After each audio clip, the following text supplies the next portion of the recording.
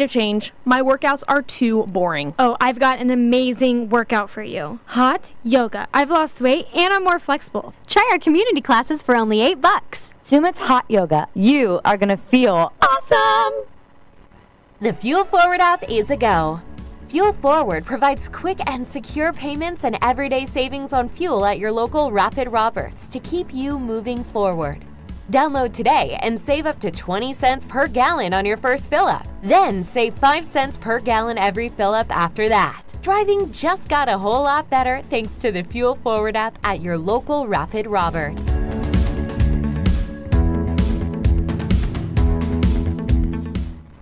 Take a breath.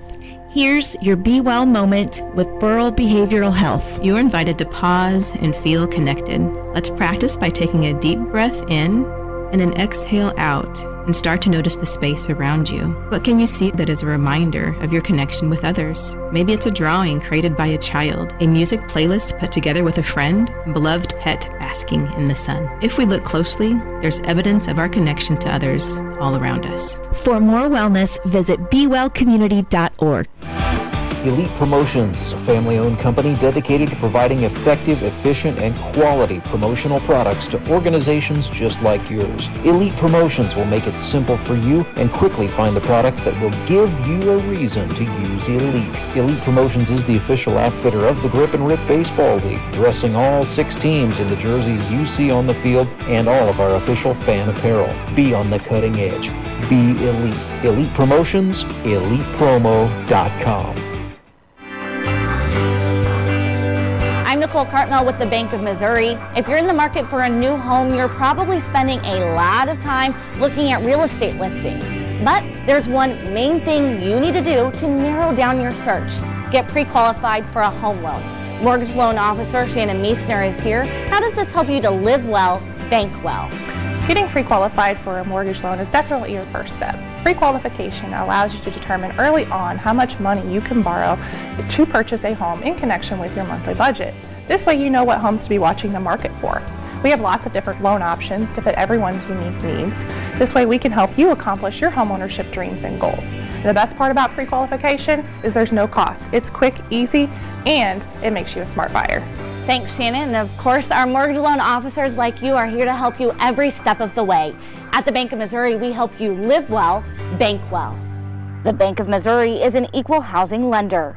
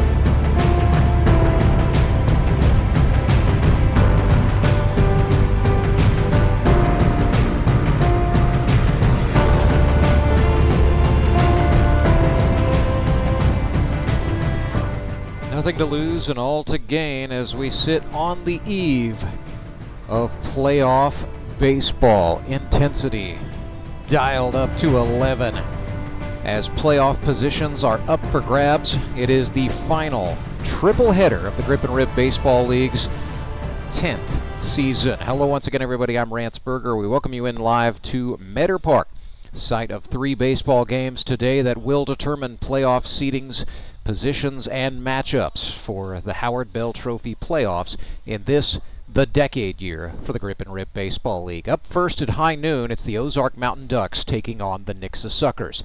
Mountain Ducks come into this thing 4-2. Presently, they are in first place in the GRBL South Division. A win today would effectively lock up the South Division title and a first-round bye in the playoffs for the Mountain Ducks. But in their way stand their Highway 14 rivals, their next-door neighbors, the Nixa Suckers. 2-3, rained out last week. Still have the opportunity to scramble for some position. All they need to do is win today. A win today would bump the Mountain Ducks down to 4-3. It would negate the head-to-head criteria between the two teams. It would move the Suckers to 500 and definitely complicate the picture in the GRBL South, to put it mildly. You've also got the Branson Showmen in the mix. They'll be up a little bit later on tonight.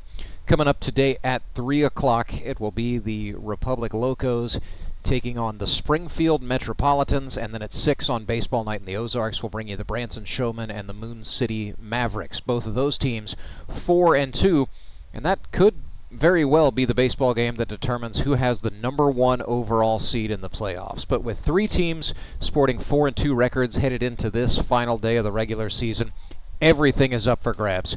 What these 6 teams are all playing for: first-round byes in the playoffs. They'll get the week off and will not have to come through the eliminators. That said, taking a short little jaunt through history, seasons 8 and 9 of the Grip and Rib Baseball League both featured championship-winning teams that came from the eliminators. They did not win their divisions, and yet they were able to go a perfect 3-0 in the month of October, hoist the Howard Bell Trophy, and splash that champagne when it was all over.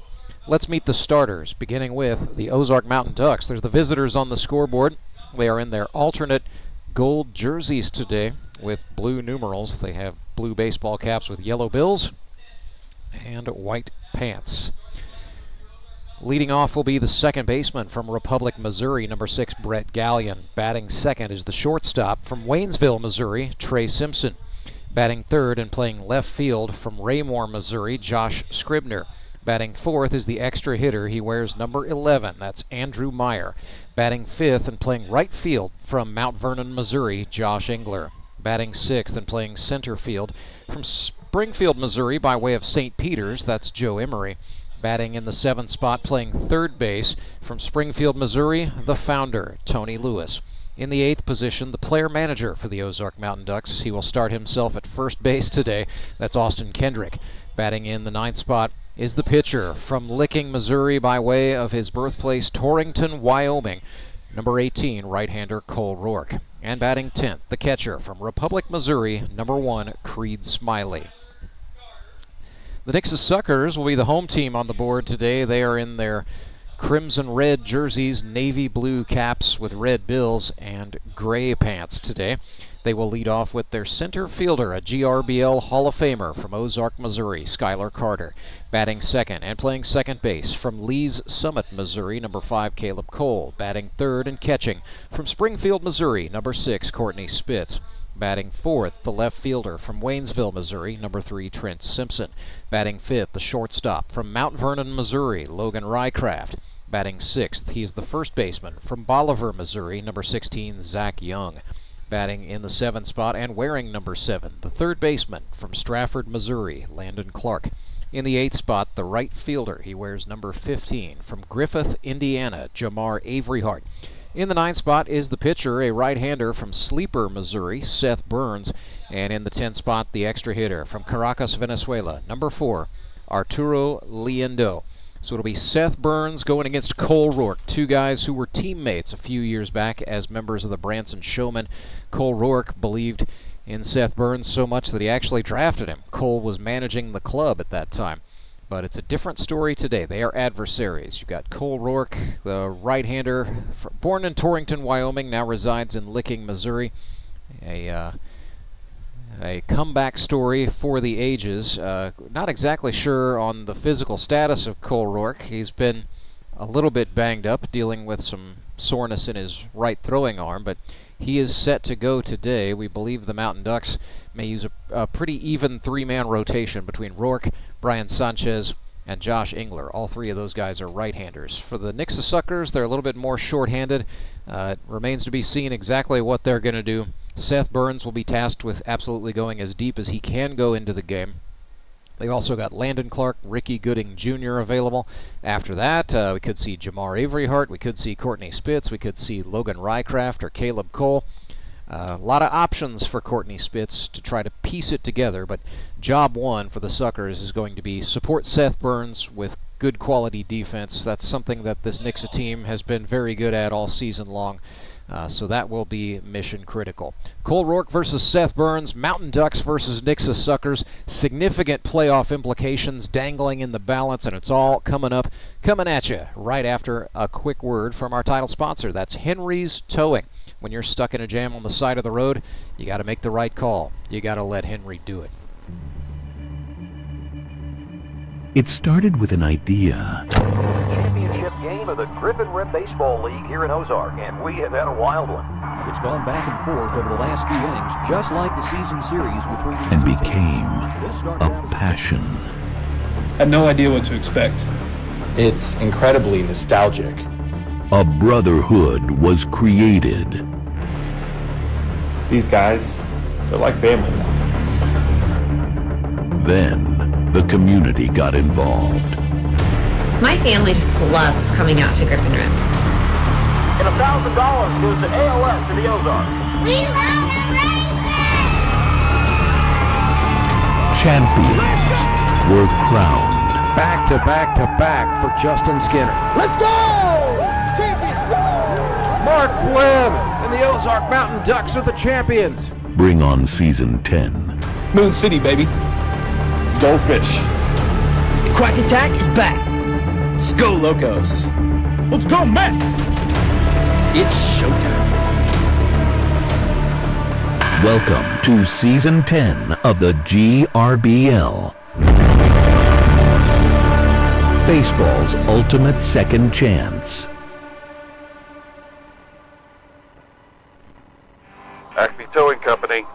That's too far away. Let Henry's do it. Nah, we're ready to close. Let Henry's do it. Henry's is ready to take your call right now. From compacts to semis, Henry is here to help 24/7. Save yourself the hassle and make us your first call. Henry's gets there fast, offering multiple locations to serve the Ozarks. When you're stuck on the side of the road, make the right call. Let Henry do it.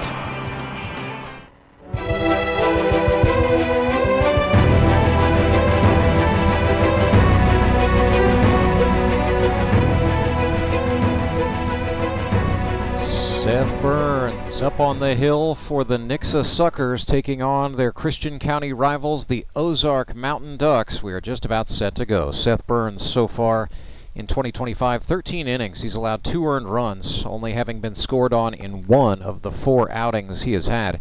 10 hits, 5 strikeouts, and 9 walks. It's a 1.38 ERA. First pitch is away at 12:03 p.m.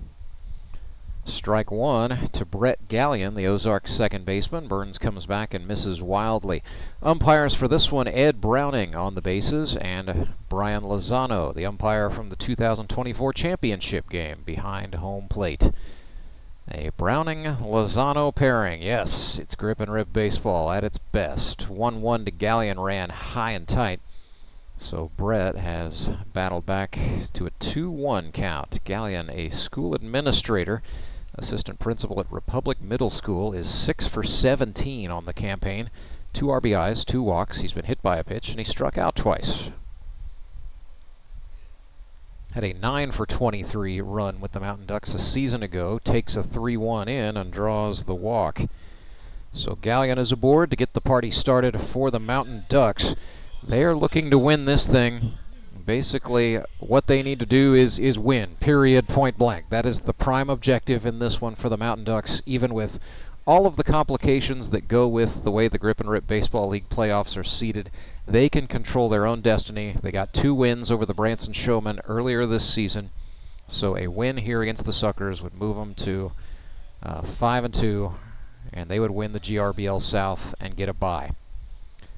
Trey Simpson, second-year player, is 5 for 22 with 3 runs batted in. He's also drawn 6 walks, so healthy on-base percentage for Trey, who showed bunt and then watched it go by higher than eye level. Burns trying to locate here early. This is not unusual for a Seth Burns start. Sometimes he takes a minute to dial it in and find the zone, as he ran that one inside, so he's missing consistently. Had a tendency earlier in his career to fall off the mound toward the first base side and miss away. He's missing everything in here to Simpson, who now finds himself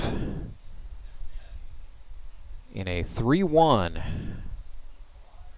Runner on first, nobody out, nothing. And Simpson draws a walk on an inside pitch. So back-to-back walks for Seth Burns and the Nixa Suckers. Batter will be Josh Scribner, a rookie out of University of Nebraska, Omaha. 5 for 11. He's got a .647 on-base percentage. Josh Scribner has walked 6 times. He shows bunt and lays down a foul ball third base side, where Courtney Spitz, the Nixa catcher, is there to touch up. So defensively, the Suckers, Courtney Spitz is the battery mate for Seth Burns. Left to right across the infield, it's Landon Clark at third base, Logan Rycraft at shortstop, Caleb Cole at second base, and Zach Young at first. Trent Simpson, Skylar Carter, and Jamar Averyhart are the outfielders. And yes, it is a Simpson versus Simpson game today, the battle of the brothers. Trey for the Mountain Ducks, Trent for the Suckers. It is one of 2 brotherly battles on the docket today. I'll have a clash between Caden and Caleb Kaufman coming up at 3. As there's a ball thrown into the outfield. Zach Young didn't find it. Jamar Averyhart is throwing home. He overcooked his throw, but Seth Burns, the pitcher, was backing it. There will be no play at the plate. It's just 2 Mountain Ducks moving up into scoring position, advancing on an error by Nixa.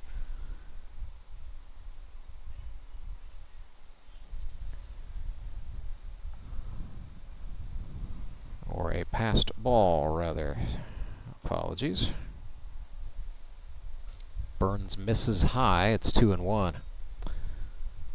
So yeah, we've got, as I was saying, Caden Kaufman and Caleb Kaufman will meet each other for the second time this season when the Metropolitans meet the Locos today at 3.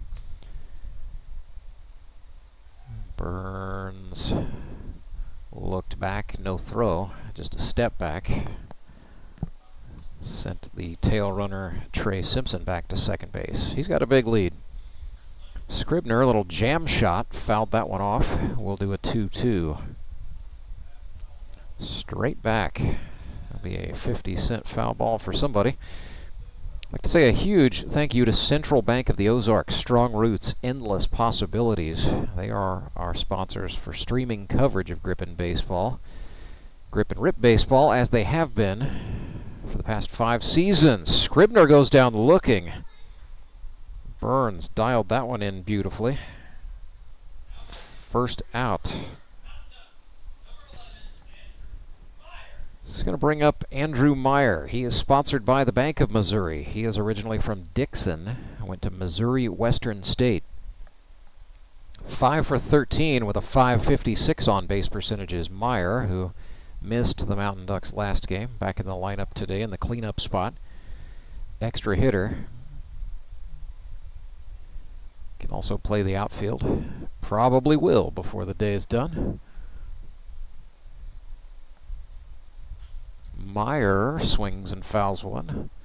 Third base side, but well out of play. That's off the awning roof, protecting the fans on the third base side. Plenty of shade here at Metter Park. Right now, 83 degrees here in southeast Springfield, Missouri. Relative humidity at 48%.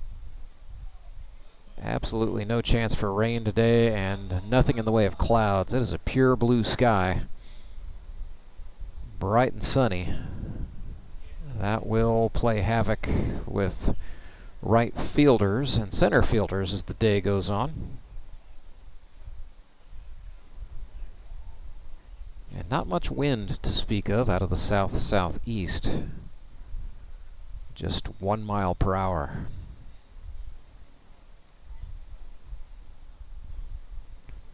2-2 to Meyer. Swing, a one-hopper to the second baseman Cole. His throw to first is in time, and a run scores for the Mountain Ducks. Brett Gallion comes home, and it is 1-0. Caleb Cole took a look at the plate, but decided to take the out instead. So it's 2 away, 1-0 for the Mountain Ducks. Runner on third is Trey Simpson as Josh Engler bats. Josh sponsored by Offen Petroleum. He swings and lines one. That's going to go up the middle and into center field. Simpson scores to make it 2-0, an RBI base hit for Josh Engler. His second RBI of the season, his 6th hit in 7 games.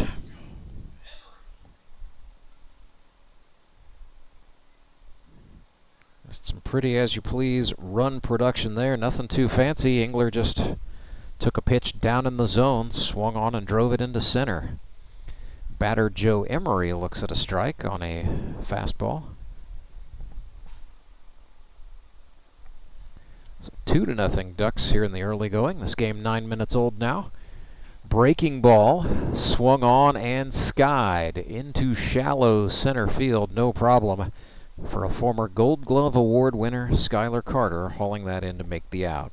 So the Mountain Ducks strike, a couple of walks, an RBI ground out by Andrew Meyer, and an RBI base hit for Josh Engler. Make it 2-0 for the Quack Pack. Back with more Grip and Rip baseball. Just getting started with our Sunday triple header. Still plenty of time to get out here if you want to come see especially our 3 o'clock or our 6 o'clock game. Or you can just stay in the nice, pleasant air conditioning and enjoy it with us. When Gary and Sandra Henry started Henry's Towing nearly 5 decades ago, customers knew that Henry would be the guy coming to help. People would call and ask to let Henry do it. And as Springfield has grown, our family has grown as well, so there's always someone around to come help you out. Everyone at Henry's is a member of the family, fully trained and as dependable as the original. With a family this size, help is always right around the corner. So if you find yourself in need of roadside assistance, remember to call the name you've grown to know and trust. Remember to let Henry do it! Did you know that Conoco gas has 3 times more detergent additive than the minimum required by the EPA? And 30% more than the top-tier detergent gasoline standard, recommended by major car manufacturers. Other alternatives contain unwanted deposits that can build up on fuel injectors and intake valves, robbing your engine of performance. More quality in every drop. Only at your local Rapid Roberts.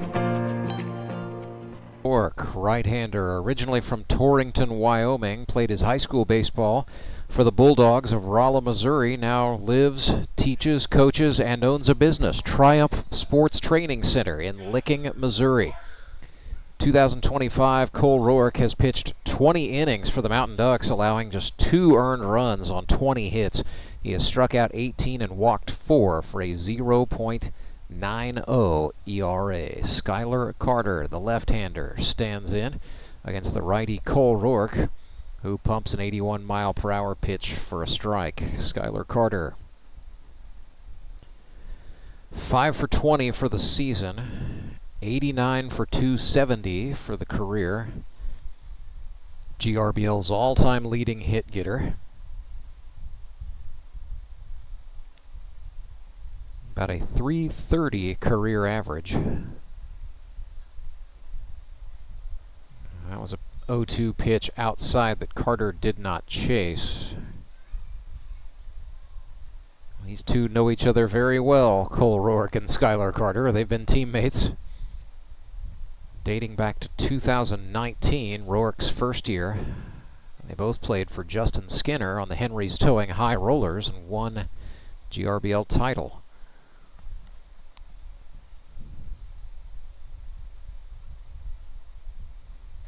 Roark missed with a breaking pitch. Cole then went on to draft Skylar in 2021 during Roark's 3-year stint as the manager of the Branson Showmen. 3-2 payoff, 86 miles per hour. Well, if Cole Roark is hurt, he did not show any signs there. as he just gunned down a Hall of Famer with a heater. Caleb Cole, native of Lee's Summit, who went to Lee's Summit North High School, was a football quarterback and a baseball shortstop. Drury University is where he ended up and played his college baseball. Looked at a called strike there. He is 7 for 13 for the Nixa Suckers. 72 hits all time. He is tied for third, along with Jared Brashler. Only Jacob Carlson and the aforementioned Skylar Carter have collected more hits. But Cole, who did not play in 2024, has had an outstanding comeback. 8 runs scored. He's walked 5 times. He's been plunked a couple times. He's stolen 3 bases. Skies this one up into foul territory. Oh, back, and then Creed Smiley just overstepped it. And the Mountain Ducks catcher did not come up with the baseball. It is a new lease on life for Caleb Cole. And if you're Cole Roark, you now have Cole down 1-2. Can't let frustration turn into a mistake pitch here. Roark rocks and deals a breaking pitch, and that hit him. Roark trying to now argue, or at least litigate slightly, maybe not a full-scale argument, but he's talking to Brian Lozano, the umpire, as to whether or not Cole evaded or in fact leaned in to get hit by the pitch. The ruling on the field stands. Cole is aboard, 1 out, and the batter is Courtney Spitz. 4 for 18 here in 2025 with 4 runs batted in. Coming off of a record-setting season with the Suckers in 2024, set the single season record in this league with 18 hits, batting .474.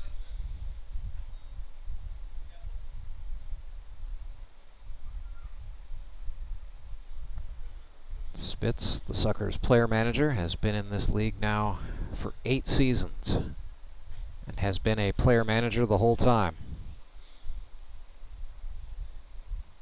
He has reached the GRBL semifinals in all 7 of his years and reached a final in 2024, came up 1 run short against the Branson Showmen. 1-1 breaking pitch to Spitz. He sat back, but some late movement on that baseball caused a swing and a miss. 1 ball, 2 strikes.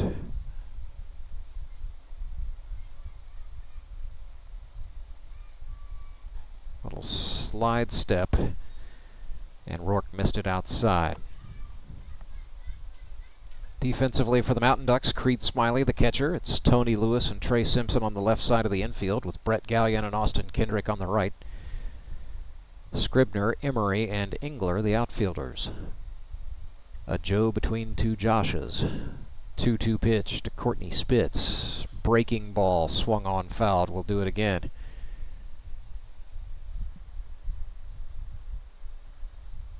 A lot of supporters sitting on the Ozark Mountain Ducks side for this one. Not as many for the Fish.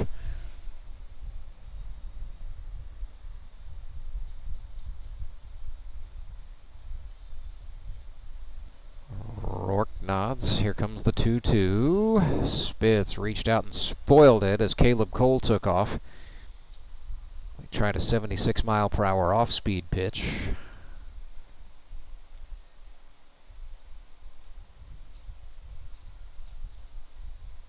So we will do another 2-2. 7th pitch of the plate appearance coming here.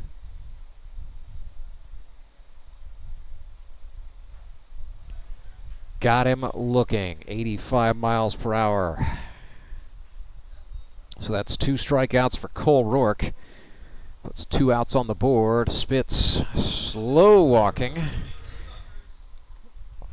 Don't believe he was happy with the balls versus strikes framing there. Nonetheless, he is retired, and the batter is Trent Simpson. Waynesville, Missouri native, played college baseball at Missouri Valley. That's in Marshall, Missouri.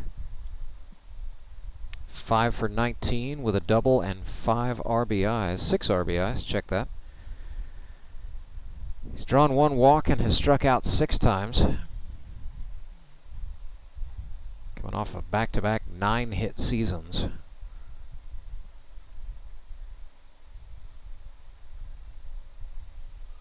.39 hits in total in the career of Trent Simpson, spread across 4 seasons.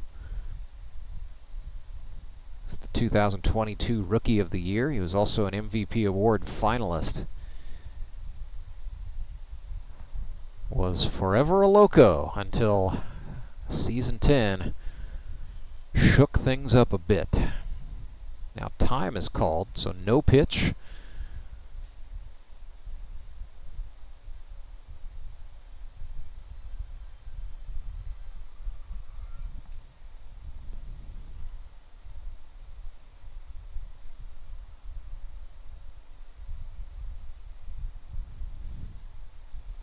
His Nixa hitters thus far working Cole Roark.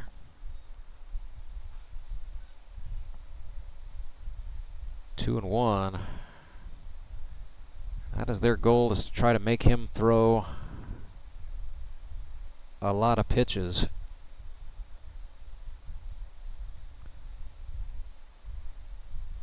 Trying to chew through him as fast as they can. A bouncer ricocheted off the catcher Smiley. It went to the screen. No problem for Caleb Cole to advance. He was probably going to take off on the next pitch anyway. Nonetheless, trailing by 2, the Suckers have a man in scoring position here in the bottom of the first. 2 out. It's 3-1 to Simpson. Roark looks back at Cole. Now rocks and fires. Simpson fouled that one back into the net. So that fills it up. 3 balls and 2 strikes for Trent.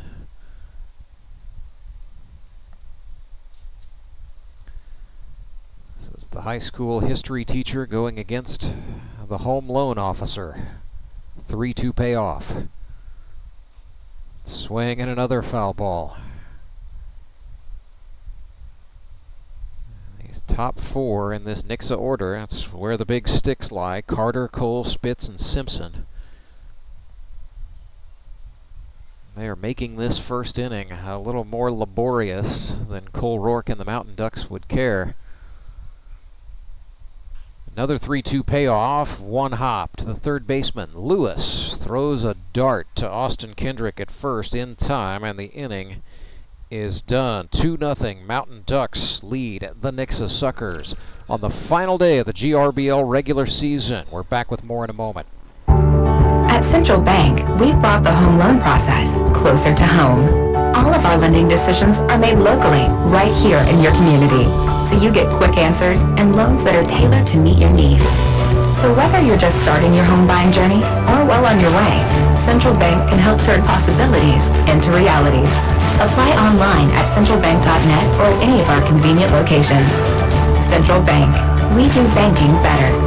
Member FDIC, Equal Housing Lender. Life is full of things to worry about. Your home's foundation shouldn't be one of them. Vertical and horizontal foundation cracks, windows and doors that stick are all indications that your home has foundation issues. At Foundation Recovery Systems, we offer permanent solutions that help put your worries to rest. Call us today for a free inspection.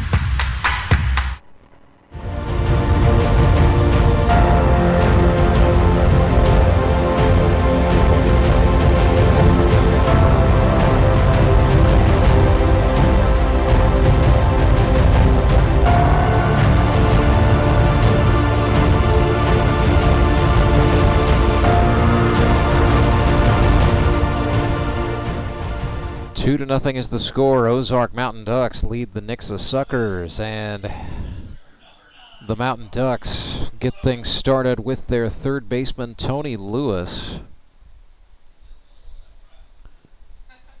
Tony hitting in the number 7 position today, so it'll be Lewis, Kendrick, and Roark for the Mountain Ducks. Tony swung on and chased a slider from Seth Burns. Vintage Lewis right there, absolutely swinging out of his cleats at the first pitch. He is 6 for 19 with 7 runs batted in. And Seth pitching him backwards, 70-mile-per-hour breaking pitch to jump ahead 0-2. Lewis with a .480 on-base percentage going into this one. He has been surging offensively. Well, that's one way to get on base. Got hit by a pitch. That's now the 4th time in 7 games that has happened to the Godfather. Nonetheless, he is on.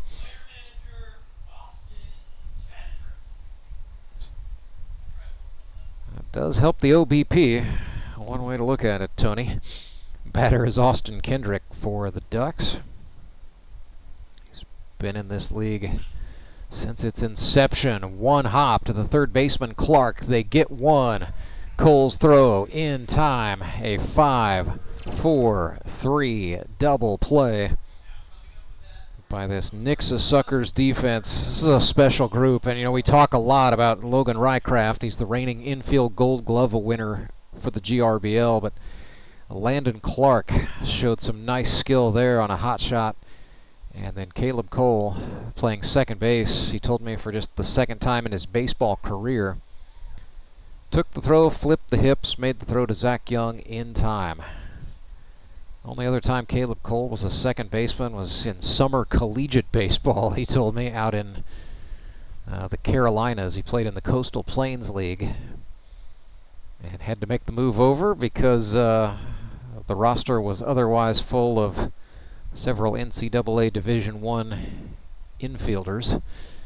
Cole Roark chased one high for strike 3, and Seth Burns faces the minimum, punching out of the inning after plunking Tony Lewis. The Fish turn a double play, and then Seth Burns took Cole Roark upstairs for the strikeout. Grip and Rip baseball rolls on with the Mountain Ducks leading the Nixa Suckers 2-0 in the middle of the 2nd. When Gary and Sandra Henry started Henry's Towing nearly 5 decades ago, customers knew that Henry would be the guy coming to help. People would call and ask to let Henry do it. And as Springfield has grown, our family has grown as well, so there's always someone around to come help you out. Everyone at Henry's is a member of the family, fully trained and as dependable as the original. With a family this size, help is always right around the corner. So if you find yourself in need of roadside assistance, remember to call the name you've grown to know and trust. Remember to let Henry do it! Did you know that Conoco gas has 3 times more detergent additive than the minimum required by the EPA? And 30% more than the top-tier detergent gasoline standard, recommended by major car manufacturers. Other alternatives contain unwanted deposits that can build up on fuel injectors and intake valves, robbing your engine of performance. More quality in every drop. Only at your local Rapid Roberts. At Central Bank, we've brought the home loan process closer to home. All of our lending decisions are made locally, right here in your community, so you get quick answers and loans that are tailored to meet your needs. So whether you're just starting your home buying journey or well on your way, Central Bank can help turn possibilities into realities.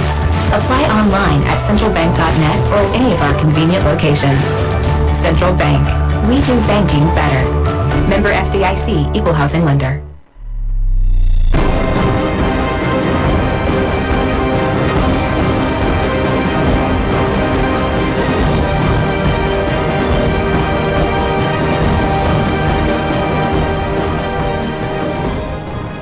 Ducks pitcher Cole Roark faced 1 above minimum in a hard-fought first inning, in which he went into deep counts with all 4 of the Nixa batters.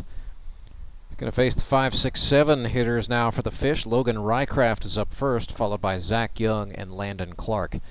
So Logan Rycraft out of Mount Vernon, Missouri, played college baseball at Northwest Missouri State. He is sponsored by Foundation Recovery Systems. Swings and fouls this one off to fall behind 0-1. Rycraft is 5 for 19 with a double and 6 runs batted in. 2 strikeouts. So the strikeout total for Rycraft decisively down. He struck out 9 times as a rookie with the Mountain Ducks a season ago. That is chopped into play. Speaking of the Mountain Ducks, their first baseman Austin Kendrick was there to handle that one unassisted for the out. And with that, we go from the young gun Logan Rycraft to 41-year-old Zach Young, former Missouri State University Bear from way back. Lives in Willard, Missouri. He's a former Bolivar Liberator. Works for the Missouri Department of Transportation as a senior planner. 2 for 12 on the season. So that's a very interesting line. A 167 average against a 500 on-base percentage. That is because Young has worn 3 pitches. He has also drawn 5 walks. I'm sure he'd like to see the hit count go up and the hit by pitch count go down. 1-1. Watches one go inside. So Zach's in his 3rd year of the GRBL.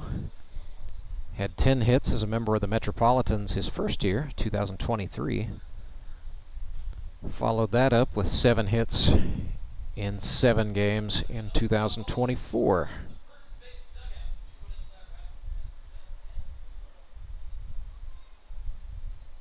He's now 2-2 here following a foul ball.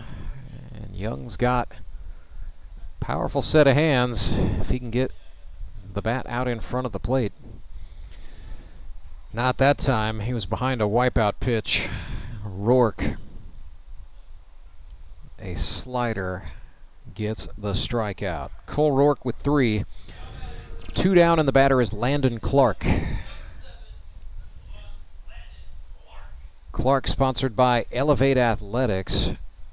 He's 2 for 11 with a couple RBIs. So shortstop and a pitcher in high school at Stratford. Or check that, he went to Hillcrest, now resides in Stratford, my mistake. But yeah, Elevate Athletics. Does one-on-one teaching and coaching, does small group lessons, also helps coach a junior high team. Swung on and missed there, and Cole Roark starting to find that gear.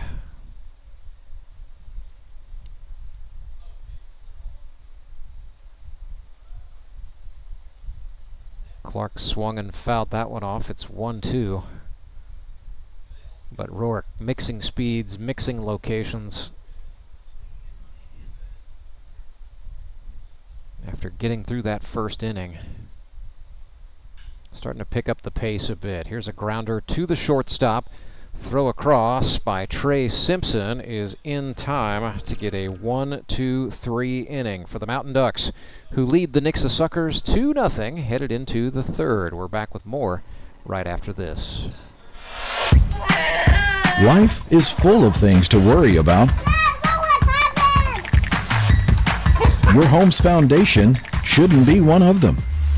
Vertical and horizontal foundation cracks, windows and doors that stick are all indications that your home has foundation issues.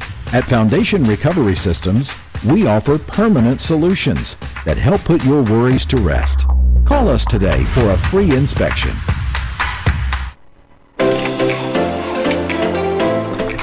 Hi, I'm Carolyn Hawkins with Key Cornerstone Realty, here to help with all your real estate needs in the St. Louis area. Do you have a house you want to sell for top dollar? We can help. With over 15 years of experience, our negotiating skills and expertise can help buyers and sellers get under contract fast. Contact us at keycornerstonerealty.com or call us at 636-447-8661. Go Mavericks! Seth Burns has been in the Grip and Rip Baseball League since 2020 out of Evangel University.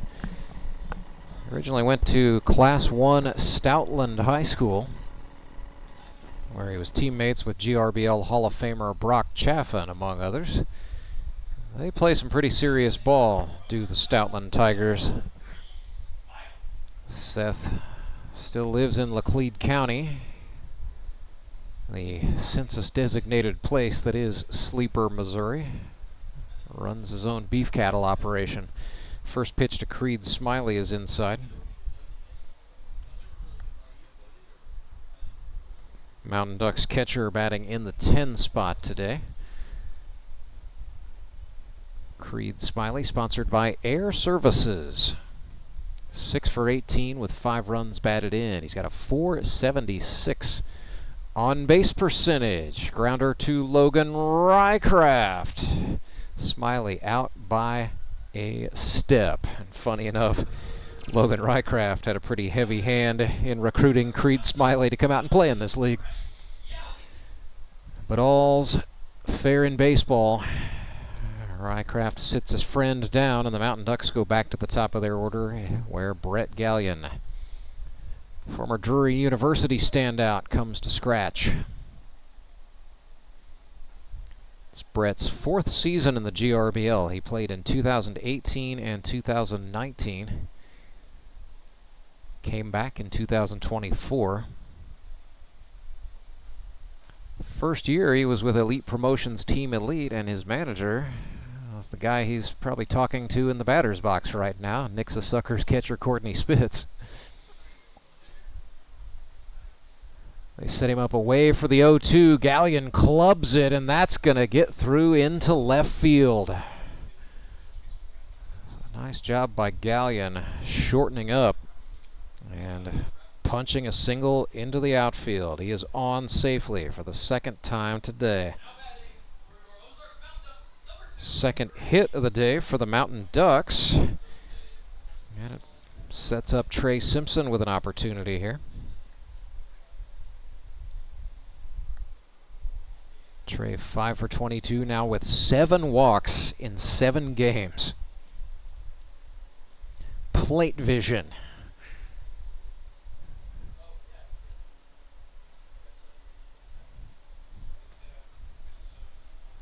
There's a check throw. Not a bad move from Burns, but Gallion dove back safely.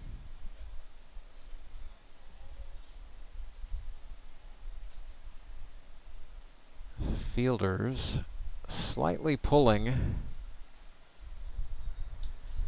They've moved some things around here, have the Suckers. They've actually got Jamar Averyhart in center. They've got Arturo Liendo in right. Still Trent Simpson in left field. That's hit to the shortstop. Rycraft fielded that line drive, and then they double off Brett Gallion. A 6-3 double play. Big inning for Logan Rycraft. And the Nixa Suckers, they keep the margin at 2. Mountain Ducks lead 2-0, middle of the 3rd. I'm Nicole Cartmel with the Bank of Missouri. If you're in the market for a new home, you're probably spending a lot of time looking at real estate listings. But there's one main thing you need to do to narrow down your search. Get pre-qualified for a home loan. Mortgage loan officer Shannon Meissner is here. How does this help you to live well, bank well? Getting pre-qualified for a mortgage loan is definitely your first step. Pre-qualification allows you to determine early on how much money you can borrow to purchase a home in connection with your monthly budget. This way you know what homes to be watching the market for. We have lots of different loan options to fit everyone's unique needs. This way we can help you accomplish your homeownership dreams and goals. And the best part about pre-qualification is there's no cost. It's quick, easy, and it makes you a smart buyer. Thanks, Shannon. And of course, our mortgage loan officers like you are here to help you every step of the way. At the Bank of Missouri, we help you live well, bank well. The Bank of Missouri is an equal housing lender. Jamar Averyhart, the Nixa right fielder, steps in. Averyhart from Trine University. Now lives in Springfield, Missouri, but originally from Griffith, Indiana.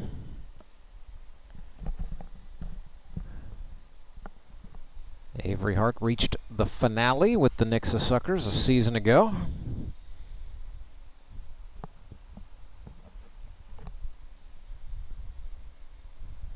Jamar in his 4th year.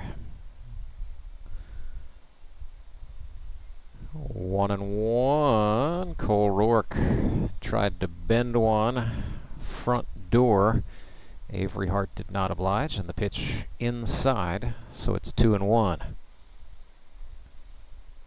Avery Hart was out in front of a Roark slider there, pulled it foul.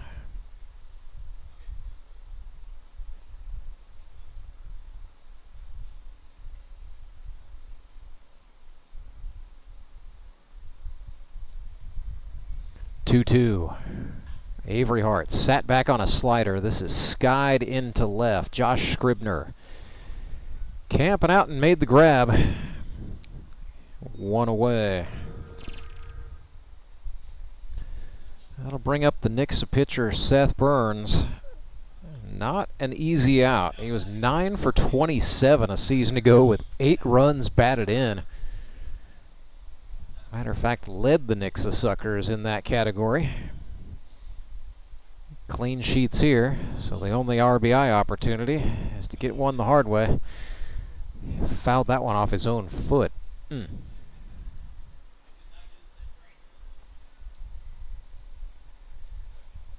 Seth is tough.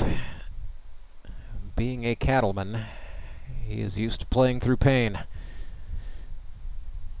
0-1, goodness sakes, Cole Roark really finding something with the off-speed stuff today. That has been a reliable strike pitch.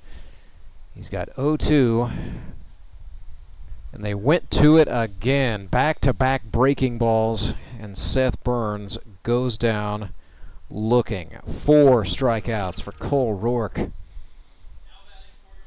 Seemingly getting sharper as the outing goes on, and the batter is Arturo Liendo. Listed as the Nixa extra hitter, though he did just play an inning in right field in the stead of Skylar Carter. Roark starts Liendo with a slider for a strike. Liendo batting in the left-handed box. Arturo, 2 hits in 11 at-bats. Native of Caracas, Venezuela. Now lives in Branson, Missouri. And Liendo wants time. He's going to step out with an 0-2 count. Roark does not appear to be amused. Well, let's see if that dials the velocity. Shook off the first offering from Smiley, then nodded at the second. Yeah, he wanted the fastball. 87 miles per hour, and Liendo just reached out with enough baseball bat to foul it off, so we'll do the 0-2 again. See if Roark keeps his foot on the gas. Nope, that was the breaking pitch, but it missed outside.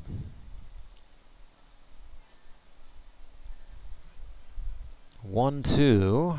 Could do just about anything here.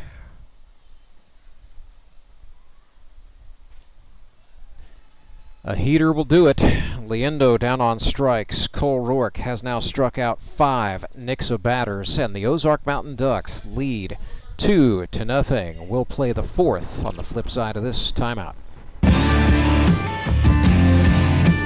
Your local Hotsy dealer is an expert with hands-on cleaning knowledge to help you select the ideal pressure washer for your job.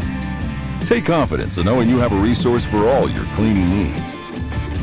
Service can be scheduled in-house or on location by a factory-trained technician using genuine Hotsy parts. Be sure to ask about scheduled maintenance plans, as well as a variety of accessories to clean more efficiently. And don't forget the soap. We have detergents for every cleaning need and have a bulk delivery program. Customized wash bays and mobile cleaning systems are also available. Build a partnership where you're a name, not a number. Contact your local Hotsy dealer to see why nothing cleans like a Hotsy.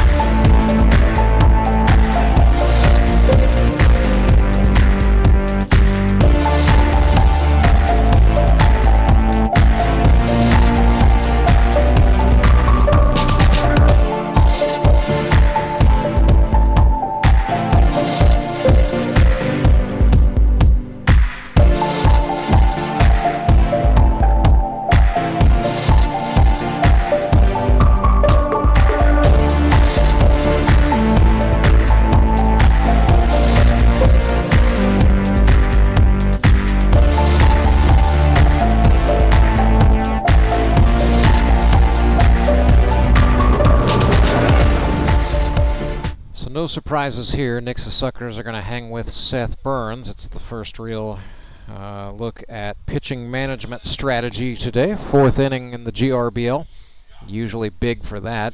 Teams are required to make at least 2 Henry's towing pitching changes before a game is done. Pitchers are restricted to a max of 3 innings. However, as the Nixa Suckers are doing right here with Seth Burns, they may designate one pitcher for a 3+ day of duty. That means that pitcher will be capped at 5 innings. So no pitch counts in the Grip and Rip Baseball League, but innings limits are designed with player safety. Also just to spread around a little bit of participation, and it just makes for interesting strategy decisions sometimes, as managers must grapple with where to use the 3+ designation, who to use it on, when to make the required pitching changes.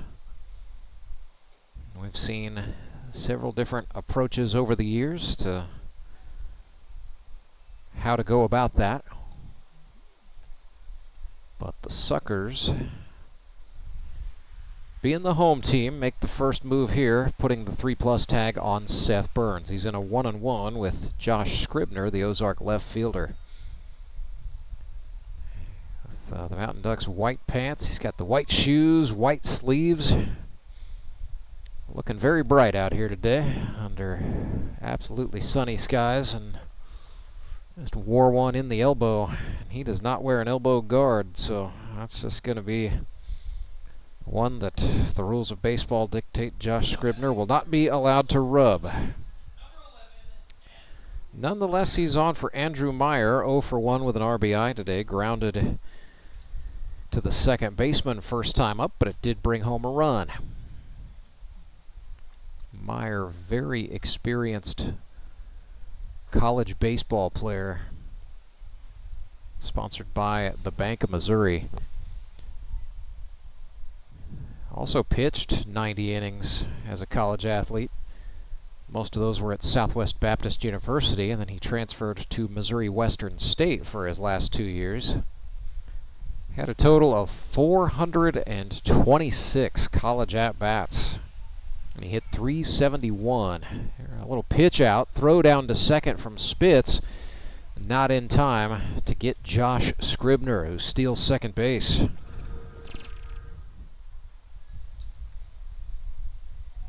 So the Ducks, with a 2-run lead, now have a man in scoring position. Nobody out. There's a called strike to Meyer. 3-1.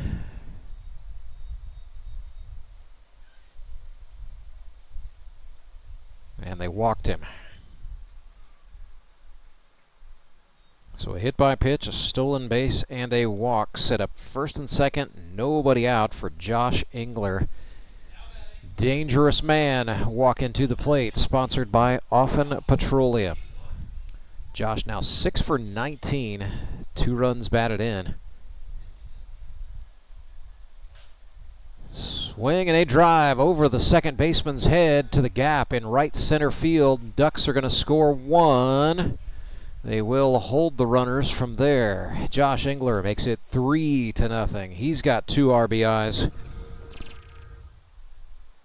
Both by way of singles. This one out to right center field, and it is now a 3-run advantage for the Quack Pack. So Engler already having a day, and we are just in the 4th. It's going to bring up Joe Emery. He was the Elite Promotions Elite Performer of the Game for the Mountain Ducks in a win over the Showmen a week ago. Definitely having a banner year. He's 8 for 23 with a couple of RBIs. Runner goes, and Emery lifts one. Engler's going to have to go back. That is into left field. Simpson has it. They tag up, and then Simpson absolutely gunned it. Seth Burns was there to haul it in anyway, and Meyer has got no choice but to stay put at third base for the Ducks.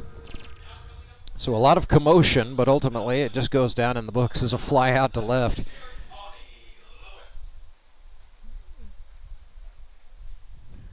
Nonetheless, big opportunity here for the Godfather, Tony Lewis, former Quebec Capital in the Can-Am League. He's facing first and third 1 out. Burns misses high, ball 1. Tony, 7 RBIs in his first 6 games. Standout with the Drury University Panthers, played professionally in France and in North America. 50 games in the Can-Am League with Quebec in 2009. Hit .292 with a .410 on base percentage.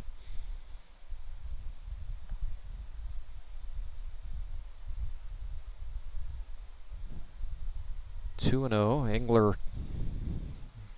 stole second base without much incident on the previous pitch. So first base is open. It is now 3-0 as Burns nibbling. Grooved that one over the plate for a called strike.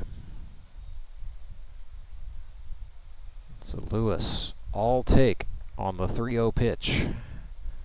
Now a 3-1 breaking ball. That's a called strike on the outer half, and we are full.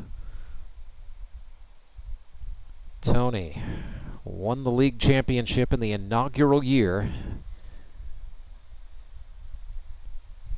Down on strikes. Big out for Seth Burns. Trying to limit any additional damage as the Mountain Ducks now lead 3-0. Batters Austin Kendrick, the first baseman. 2 outs, 2 men on. Second and third, the lead runner is Meyer at third base. Kendrick took strike 1. AK, 42 career hits.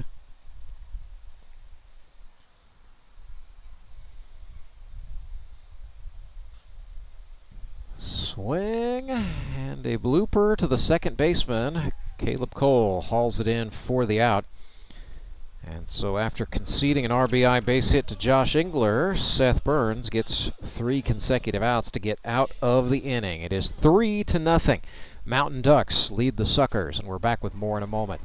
When Gary and Sandra Henry started Henry's Towing nearly 5 decades ago, customers knew that Henry would be the guy coming to help. People would call and ask to let Henry do it. And as Springfield has grown, our family has grown as well, so there's always someone around to come help you out. Everyone at Henry's is a member of the family, fully trained and as dependable as the original. With a family this size, help is always right around the corner. So if you find yourself in need of roadside assistance, remember to call the name you've grown to know and trust. Remember to let Henry do it! Mr. Callahan, let's play Word Connect. I don't want to. I'll start. I'm not gonna. Air. Services. Professional. Trustworthy. Quality. Satisfaction. Every day. Overnight. 24/7. Repair. Replace. Air. Water. Heating. Cooling. VIP. Membership. Okay, that's good. Okay, that's bad. Stop. Go. Jimmy! Mr. Callahan! Fired. Hired. That was fun. Again? Call Air Services today.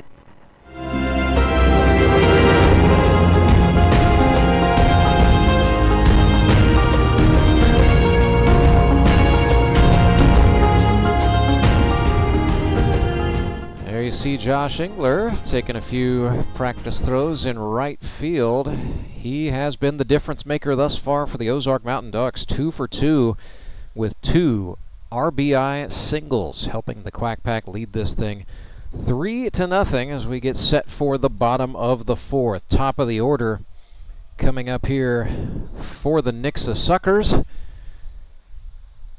And this is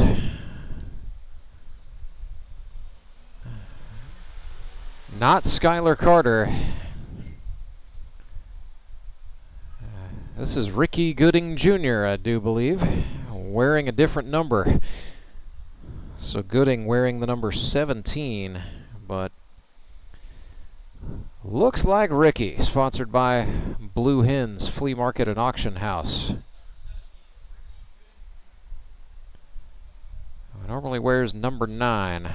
I'll have to try to get the full story on why he's in the alternate jersey. Nonetheless, swung and missed at a 1-1 there. So Gooding, couple of walks, couple of strikeouts. He's been hit by a pitch. He's got 8.2 innings on the mound this season, or 8 2/3 rather.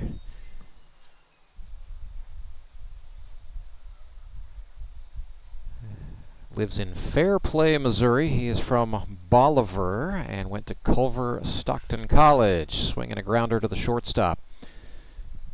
Trey Simpson up with it, got the throw across to Austin Kendrick in time for the first out. So 3-0 the score. Suckers trail the Mountain Ducks, trying to get some offense going, and the batter is Caleb Cole, GRBL Hall of Famer. Former Drury University Panther who won the GRBL MVP award in 2017.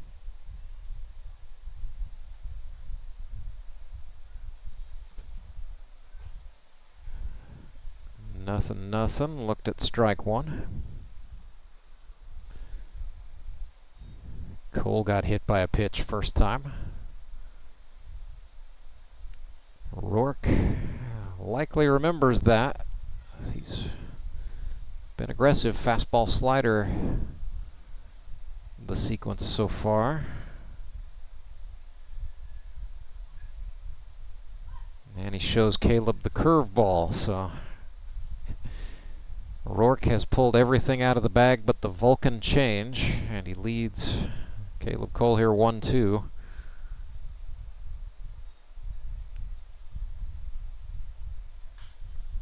Back to the fastball, and this is popped way up there. A little discussion on the infield as to whose ball it was. It's going to be Trey Simpson who hauls that in to get the second out.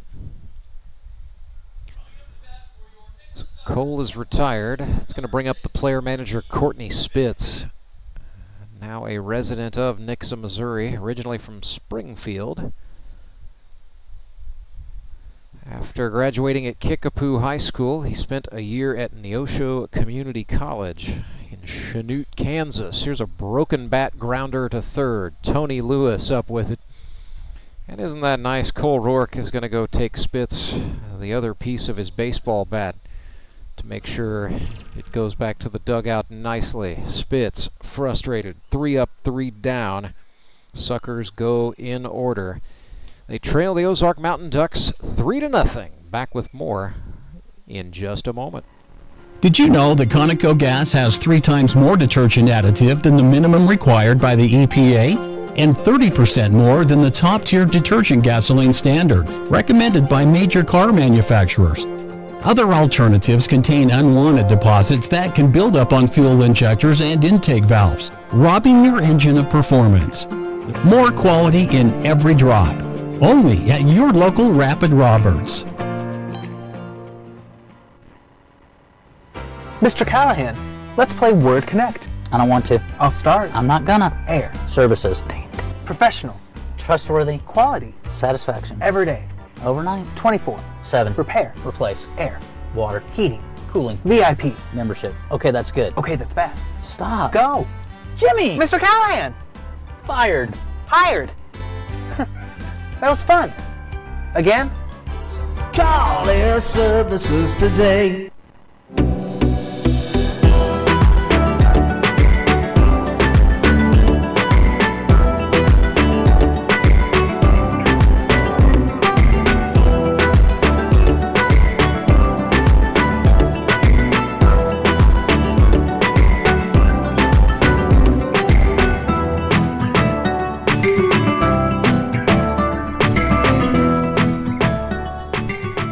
Ozark Mountain Ducks lead the Nixa Suckers 3-0 in this GRBL South Division tilt. I'm Rance Berger. I'd like to welcome in GRBL Hall of Famer, 2-time Howard Bell Trophy champion. Made the long drive up from Northwest Arkansas just to be with us today. It's Brock Chaffin. Brock, good to see you, man. Thanks, man. I appreciate you guys welcoming me back, and it's fun to get out for, you know, at least a game a year.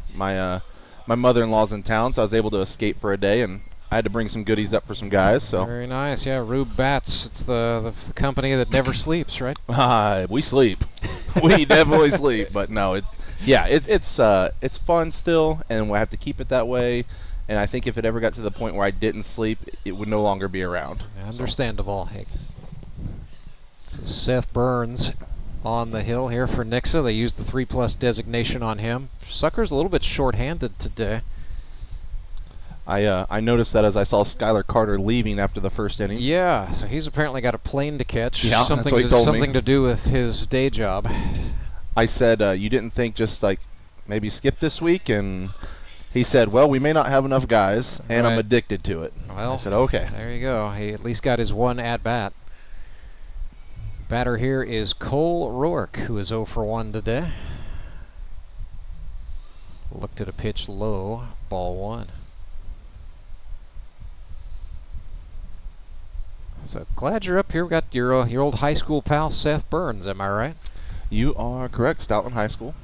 I think Seth ended up playing ball at Merrimack, Evangel. Yep. You have that correct. He's one of the few guys left in the league that I probably know. But you know, I'm here for the comedic relief, not so much for the statistics and actual game calling. Well, we certainly need some comic relief.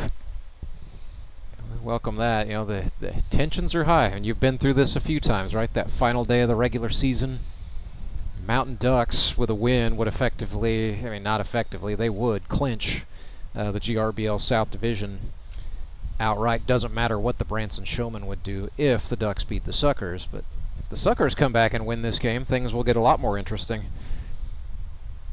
So if you like complications, root for the fish today. Roark goes down on strikes. That is the 4th retirement by strikeout for Seth Burns today. Yeah, I don't know if I necessarily have a team I'm rooting for anymore these days, but I definitely have my guys out there that I like to root for, and it's nice seeing Rycraft and Caleb up the middle, Zach at first, Seth on the mound. So, you know, I hope all those guys do really well, except for Spitz. I could care less what Spitz does. I like how your old managerial habits are still hanging with you. Yeah, love that. Spitz, Mesa, AK, they can all go over the day, but, you know. Creed Smiley, the batter, looked at a steer there to make it 2-1. He's sponsored by Air Services. Creed, rookie from Republic, Missouri. I will say one thing about Creed. I try to tune in as much as I can. If I'm out in the gym working out, I'll throw a game on just to listen to it or kind of watch it on the side.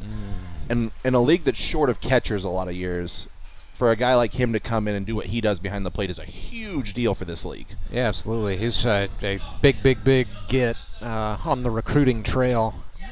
And, you know, Creed was a guy who was a good high school catcher, had a cup of coffee at the junior college level, but, you know, has been working out over at DBAT and Nixa, and really just looks like there was no layoff, even though there definitely was one, and he'd be the first to tell you. Gallion grounds one third base side. That's going to get foul.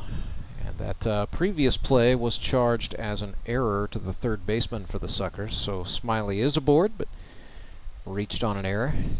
I think the biggest thing I can do these days is really compare guys to what I've seen in the league before. And although Creed's bat may not be the power bat that you see sometimes, like he reminds me of that Nico Kademo. Yes. You know, my first year in the league, of a guy that was so solid defensively behind the plate. Kademo could hit for average. Exactly. You know, occasionally would leg out a double, but yeah, no, he's not going to pop one off the wall. But I mean, Smiley hits more like an outfielder, or almost runs the bases really like a middle infielder. Runs really well for a catcher. And runs really well for a baseball player, period, I should say. No, don't want to knock catchers running. Not in front of you, Brock. Oh, no, it's all good. Catchers, first baseman. Shout out to Josh Naylor, 30 stolen bags this year as a first baseman. So we're there. We're there. I remember a year when which you were atop the leaderboard in stolen bases. Speaking of that, Smiley took off there and got a great jump. And Gallion hits that one into left. Little hit and run by the Mountain Ducks. Pays off beautifully, as they now have runners on second and third. Correct me if I'm wrong. Is this Brett's second year back? Yes. Because I know he had taken some time off. So he played in 2018 and 19. That's right. Then had a layoff, came back in 24. But man, he's 2 for 2 today. Oh, Brett's always been great for this league. Good local talent too. Yeah. So. Brett Gallion is a very skilled hitter. Trey Simpson watched that one dip past, but a little high to the liking of the man in charge, so it's 1-0.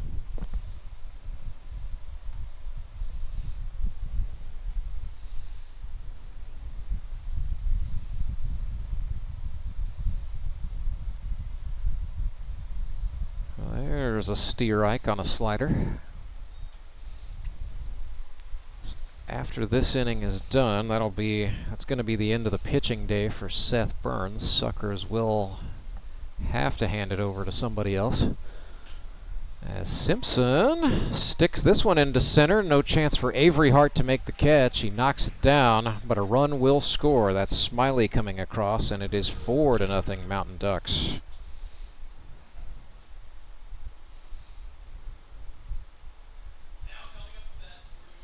It's going to bring up rookie Josh Scribner out of the University of Nebraska, Omaha. So Scribner, he's just about to get married here on October 6th, so perhaps looking for his last base hit as an unmarried man here today at a Ray-Peck High School. That's in Peculiar, Missouri, but Josh is from Raymore. Yeah, just south of Kansas City there, right next to Lee Summit. The club level, as a younger man, he played for Mackensites, which is the same club that the Suckers' second baseman Caleb Cole played for. I looked at a steer-ike there. If you know the club scene, that's a pretty good club. When I was growing up, there wasn't much club scene, but like each town had like its own one singular travel. Yeah. Kansas City and those teams had more, but the Mackensites was always the premium one out of Kansas City.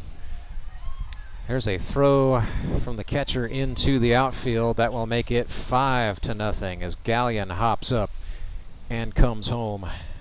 Spitz trying to negate a stolen base. Instead, it's now 5-0. That very much seemed like a, Spitz trying to do a little too much, shorthanded today, trying to, take an out where he can, but, when this game starts getting 4, 5, 6 runs away from you, it's hard to really put together that big inning.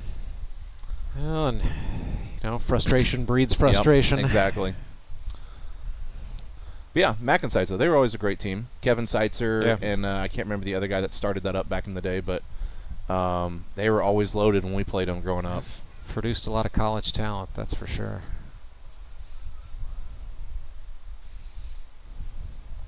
So Scribner fouled that one off. The count is now a full house.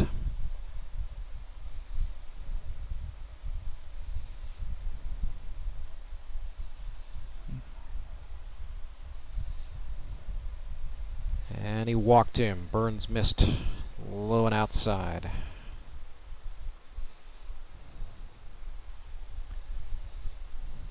That sets us up first and second, and the batter is Andrew Meyer. Meyer 0 for 2 with an RBI and a walk today. Swings and clubs one, knocked down by the first baseman Zach Young. He will get the first out, and that will be all. So the inning continues, and this is, if you're the Suckers, this is the guy you don't want to see, because Josh Engler 2 for 2 in this game with a couple of RBI base hits. And he has not actually spent a lot of time in the circle. He's been attacking early in his plate appearances with good results. So now 7 hits in 7 games for Josh Engler. Watch that one go by. Sponsored by Offen Petroleum.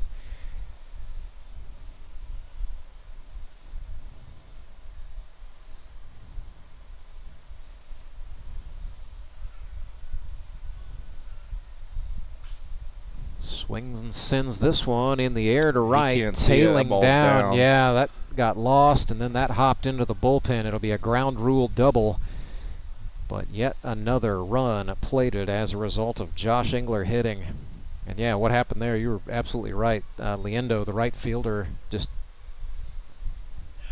kind of stopped running. Caleb Cole ranged back, but there was just no opportunity for either guy to haul that in.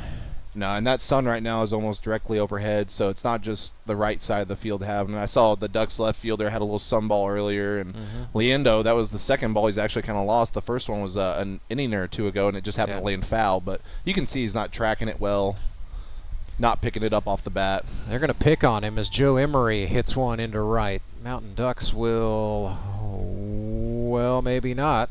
Well, maybe so. Suckers lost track of it on the infield for a second, but it's going to go down as a base hit for Emory. It sets up first and third. Yeah, one of those days, we saw a foul ball that Creed Smiley, the Ozark catcher, just lost track of earlier in this game. There's not a cloud to speak of in the sky, so no ceiling, bright sunny sky. Tony Lewis chops one to the right side. Cole up with it. His throw across to Young is in time, and that will end the inning. But not before the Ozark Mountain Ducks do some significant damage. 4 runs go up on the board. They now lead this thing 7-0. Back with more right after this. It's Grip and Rip Baseball. Live and free on our YouTube channel. If you haven't already, make sure you hit that like button and don't forget to subscribe. Support local, give local. We hear it all the time, and when it comes to blood donation, there's an easy way to make sure your gift is being used in your community. Donors with Community Blood Center of the Ozarks provide every drop of blood, platelets, and convalescent plasma to patients in over 40 area hospitals. How do I know why that's important? Because my youngest daughter, Joselina, is alive today thanks to local blood donors. Find out how you can help at cbco.org. Local donors, local patients. That's the Community Blood Center of the Ozarks difference. Did you know that Conoco gas has 3 times more detergent additive than the minimum required by the EPA? And 30% more than the top-tier detergent gasoline standard, recommended by major car manufacturers. Other alternatives contain unwanted deposits that can build up on fuel injectors and intake valves, robbing your engine of performance. More quality in every drop. Only at your local Rapid Roberts.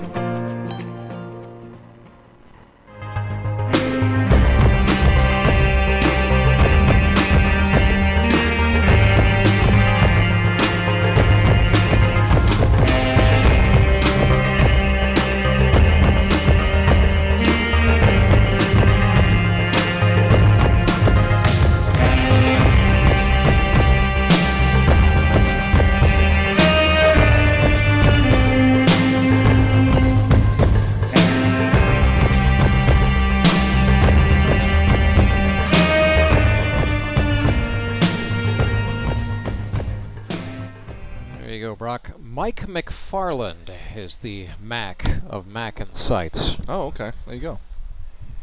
I remember growing up as a kid, I always thought Mac and Sites was one word. I did too. And it was just a thing. Because when I did too the first time I heard it. I Yeah. was like, what is it, like mac and cheese? As, ooh. One Simpson Trent lines Simpson out to the other. lined out to the other. That'll be the topic du jour at the Thanksgiving table, won't it? Trey got Trent on the line out. The way this looks like now, I'm thinking Trey may have more to talk about playing for this Ducks team. It looks pretty solid all the way around. So. Got a feeling, and this Ozark team kind of stumbled a little bit early. They were 1-2, lost 2. They've won their last 2, so finding it at the right time, I guess. But postured here, leading 7-0.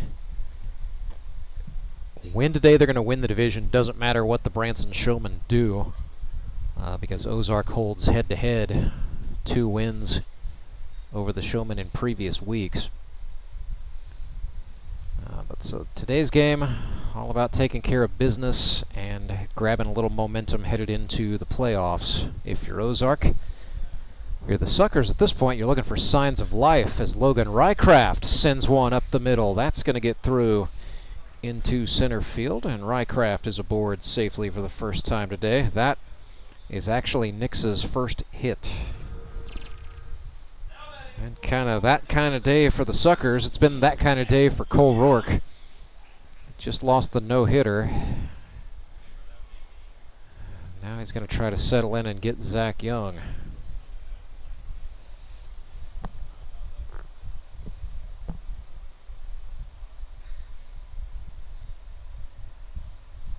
Talking to Zach before the game about the decade he lived in Des Moines, Iowa, playing in men's leagues up there, where fall ball was considerably more brisk than the players are enjoying today, with it being 83 degrees and sunny. Young pulled that one right into the glove of the third baseman, Tony Lewis. Just made one lunge to his left One of those hard hit balls right at somebody. It's unfortunate for Zach Young, and it's 2 away. Yeah, I always remember as a manager having those conversations with Tony of I was the one trying to either get more games added onto the end or get the season pushed back into November. Yeah, but Again, November baseball is not a lot of fun. But here the last few years, I feel like, 60s would be a lot of fun versus, was it 85, 86 today on turf, though? So that is flared off the bat of Landon Clark into the glove of the Ozark right fielder, Josh Engler. So Cole Roark lost the no-hitter. His day is done. 5 innings of shutout baseball. Finishes his day, 1 hit surrendered, 5 strikeouts, didn't walk anybody, and he hit a batter. That'll play in just about any league, but he is going to have to yield to a reliever. Suckers are going to bring on a reliever. On the flip side of this break, we'll tell you all about it. I'm Nicole Cartmel with the Bank of Missouri. Whether you're looking to pay bills or make a big purchase, sometimes you need cash quickly to take that next step. A consumer loan might be a perfect option to help you live well, bank well. Sonia McClendon, one of our branch managers, is here to explain.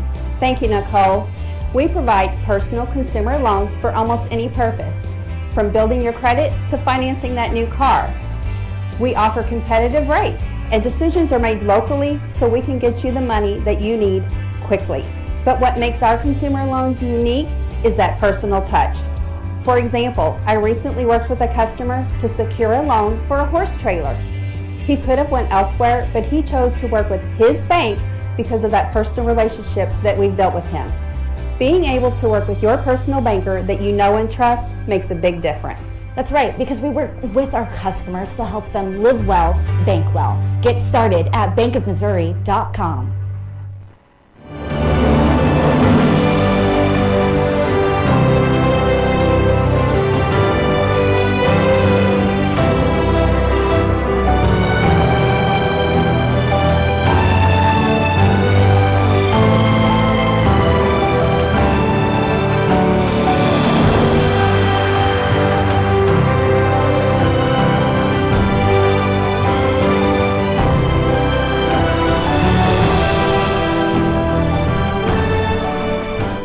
Henry's towing pitching change for the Nixa Suckers. Right-hander from Bolivar, Missouri, Ricky Gooding Jr. He is sponsored by the Blue Hens Flea Market and Auction House in Bolivar, Missouri.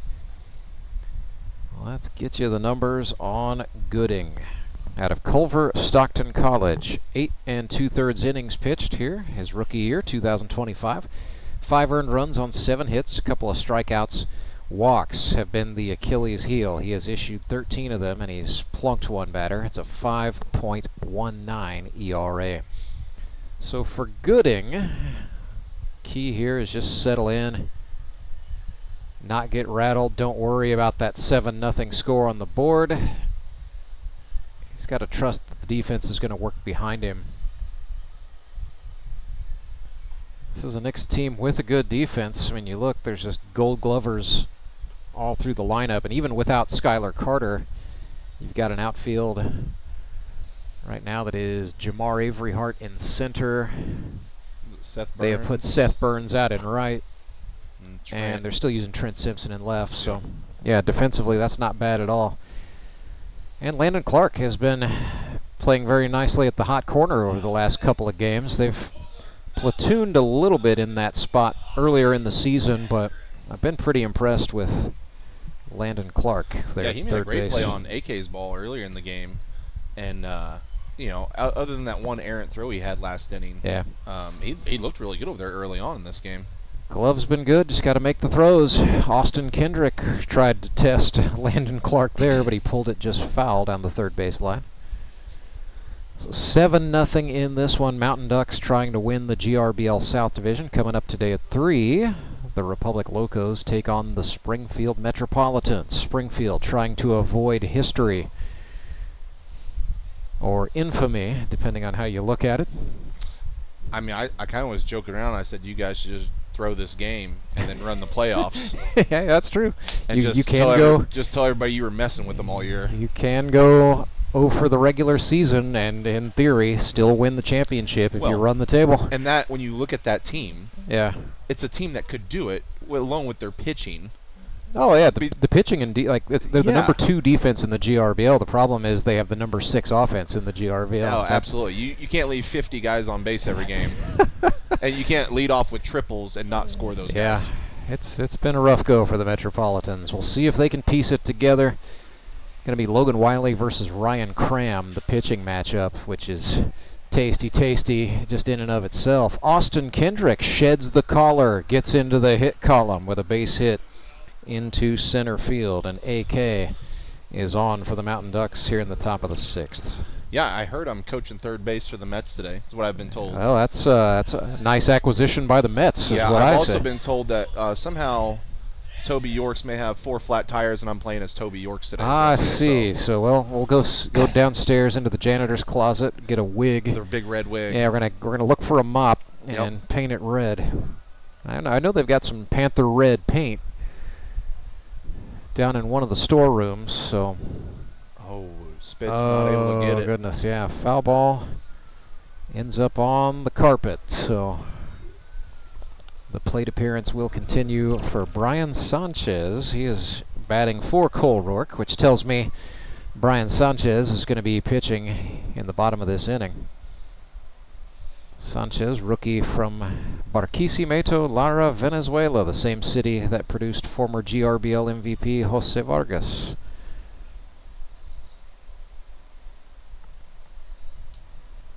One hit for Sanchez in 7 at-bats was a double. He's also got 2 RBIs.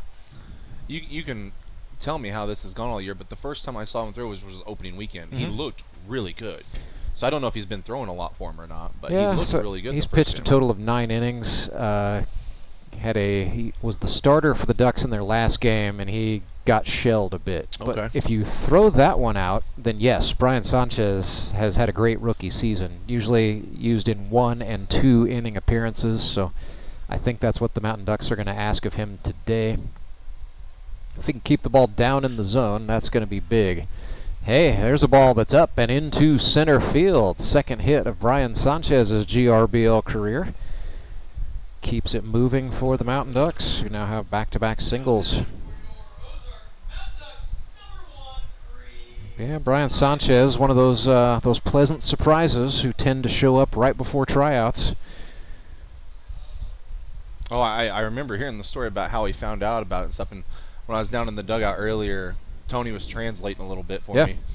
And I got asked how good my Spanish was. I told him, not the best. I've got a little bit.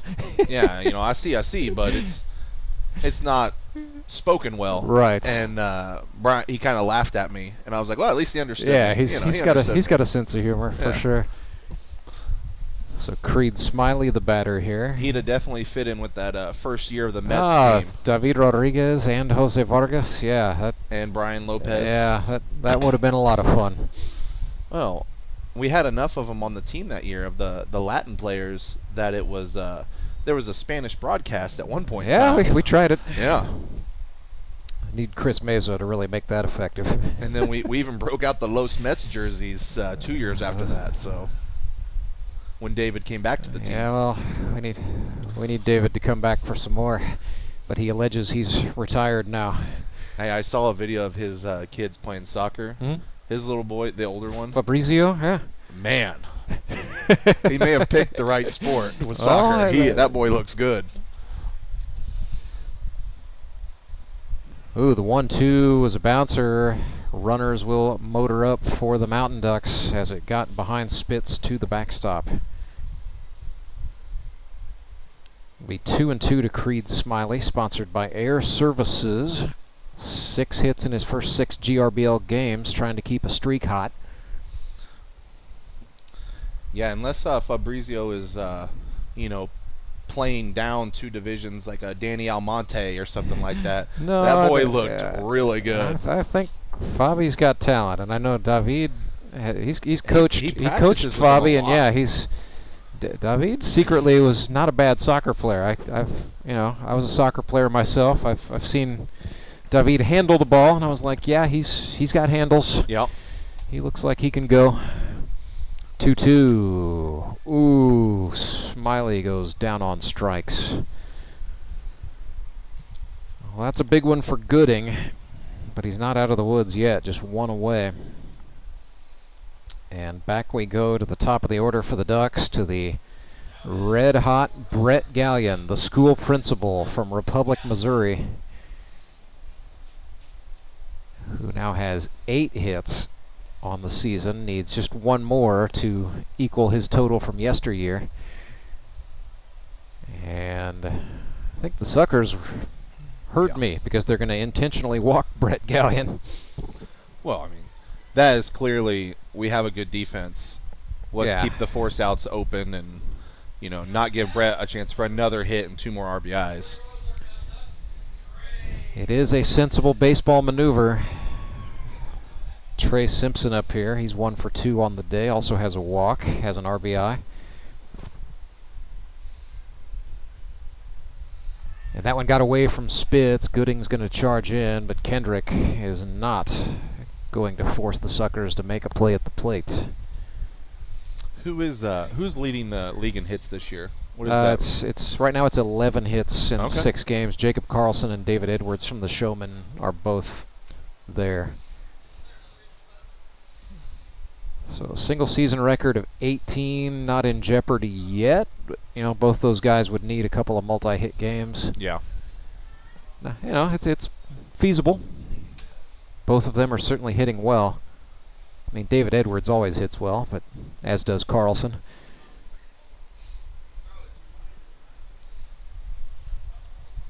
Breaking pitch from Gooding ran inside.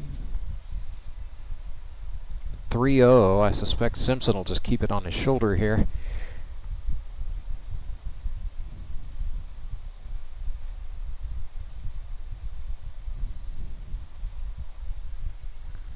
That's a slider for a strike.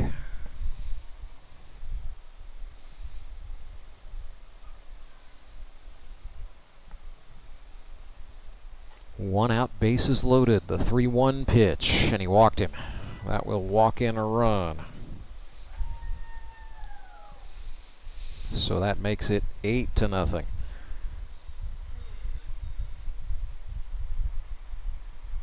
So new this year to the GRBL, there is a run rule. It is a 10-run differential at the conclusion of the 7th inning. So we're flirting with it, but we're not there yet. Here's Josh Scribner. Still bases loaded, 1 out. Scribner played in 43 games over the course of 3 years with the Nebraska Omaha Mavericks. Watch that slider bend into the zone for strike 1, and we're back even 1-1.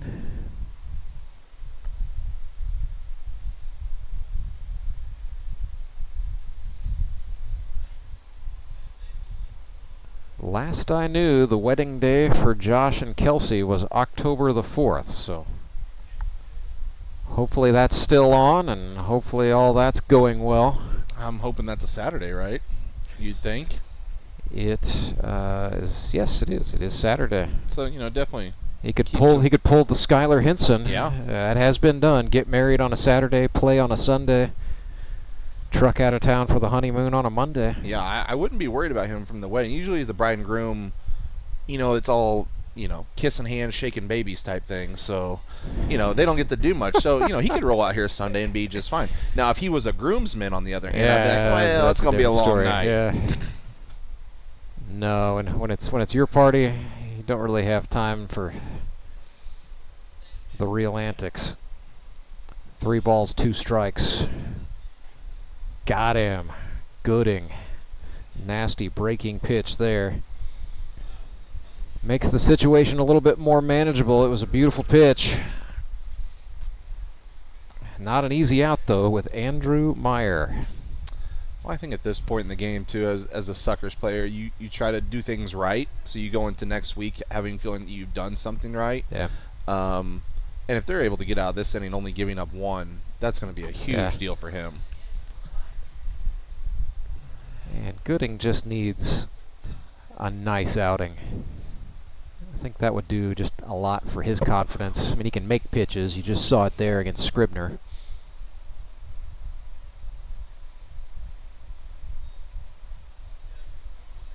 It's down here 2-0.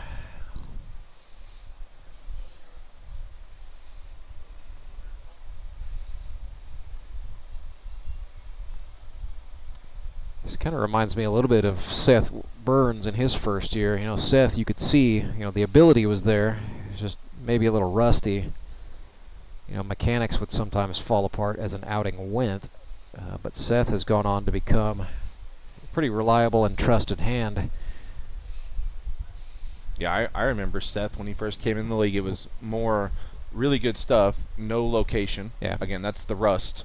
And then he's really settled in the last couple of years as kind of a 5-inning guy sometimes. Like, I think he kind of changed his approach up of, like, it's not so much about just striking guys out, more of just to throw strikes, because most guys will get themselves out. Yeah, he's figured out a thing or two about the GRBL. Yeah. There are approaches that work here that probably didn't work in college baseball, and vice versa, of course. So that walk made it 9-0. Brings up Josh Engler 3 for 3 with 3 RBIs. High Octane Engler, sponsored by Offen Petroleum. So now 8 for 21 for the campaign. He's bumped the average above 300.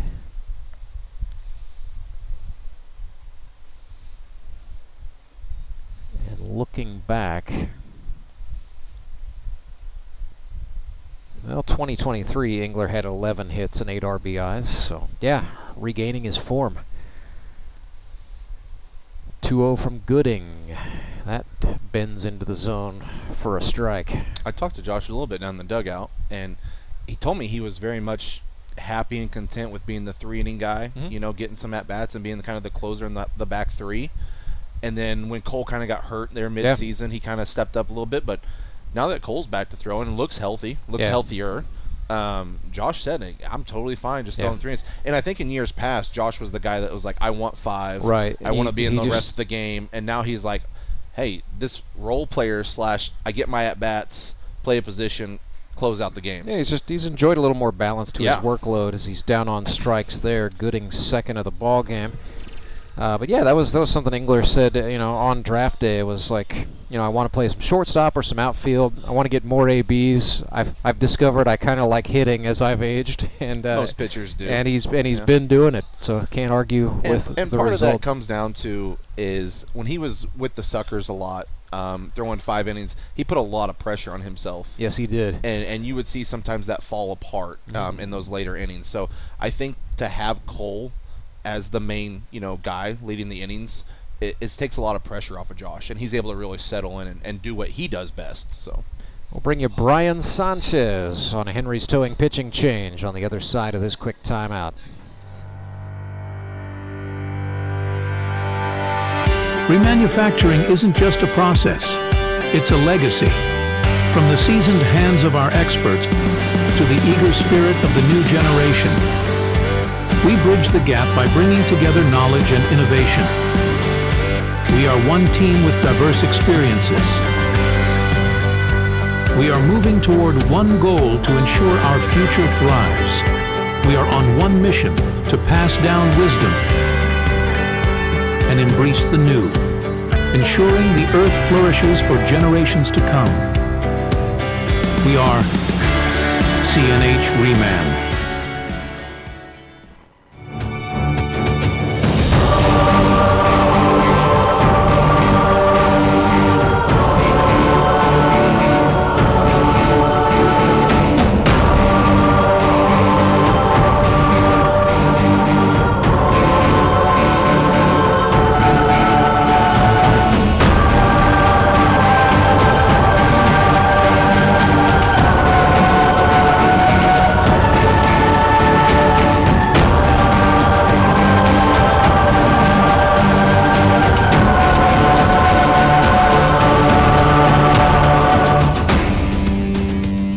Right-hander Brian Sanchez from Barquisimeto, Lara, Venezuela, into the game with the Mountain Ducks leading 9-0. Batter is going to be Jamar Averyhart, stepping in for the Fish. First pitch from Sanchez, fastball up and out of the zone, ball 1. So Brian Sanchez, 9 innings, 4 earned runs on 13 hits, 12 strikeouts, 2 walks. It's a 4.00 ERA. That is up significantly.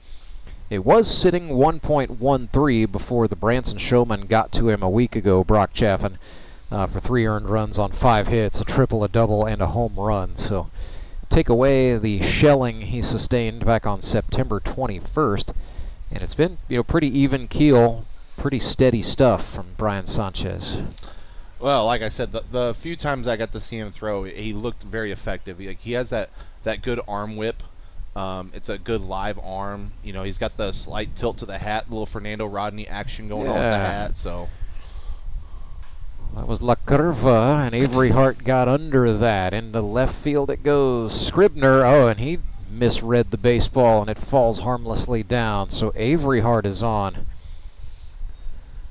That's proof that, I guess, the Suckers aren't going to make all the mistakes in this one. And I'm not sure if Scribner it looked like he got a read. I mean, his approach to the baseball and his route was not bad. Yeah, I think he definitely saw it off the bat, then it just got up there. He lost it. It looked like him and Simpson were trying to also figure out who was going to catch it. Yeah. So not ideal for Brian Sanchez, but good for the Nixa Suckers. We're looking for something positive. Seth Burns puts it in the air to right. Over the shoulder goes Brett Gallion, and he hauls that in and avoids a collision with Andrew Meyer to make the out.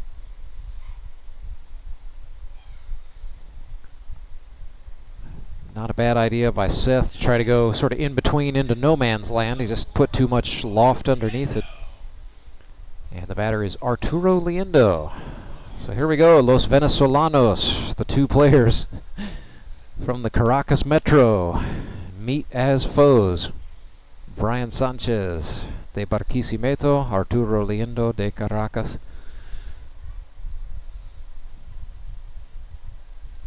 Runner goes, and Liendo clubs one on the ground into right field. A hit and run for Jamar Avery Hart and the Nixa Suckers. They've got first and third, and something's brewing here.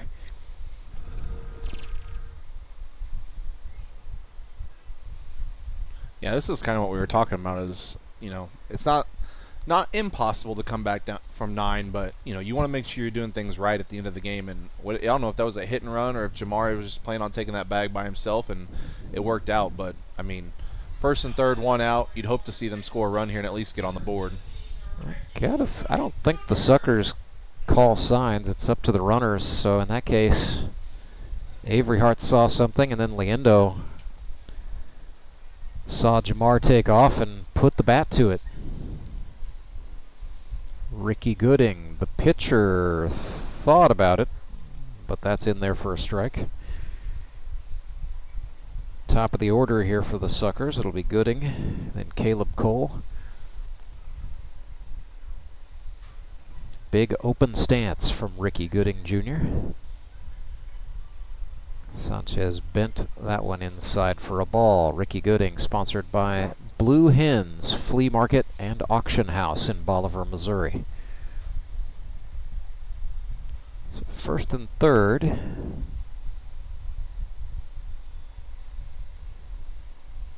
Sanchez took a long look at Avery Hart and then brought it home. Gooding sends it right back up the middle. That will plate 1.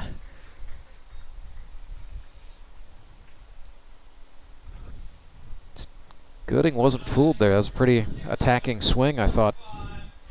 I think the last couple guys have really taken advantage of, he hasn't been able to locate the off speed that well, and so he was kind of leading first pitch fastball, falling behind, going right back to fastball, and those guys were definitely taking advantage of that. You can tell that they were early, and so it looks like they're sitting fastball. Caleb Cole has been known to swing out of his cleats at the first pitch. Not that time. Didn't like the look of that one inside.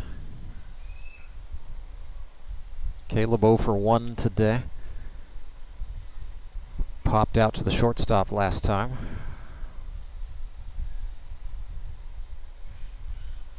Sanchez tried the curve, and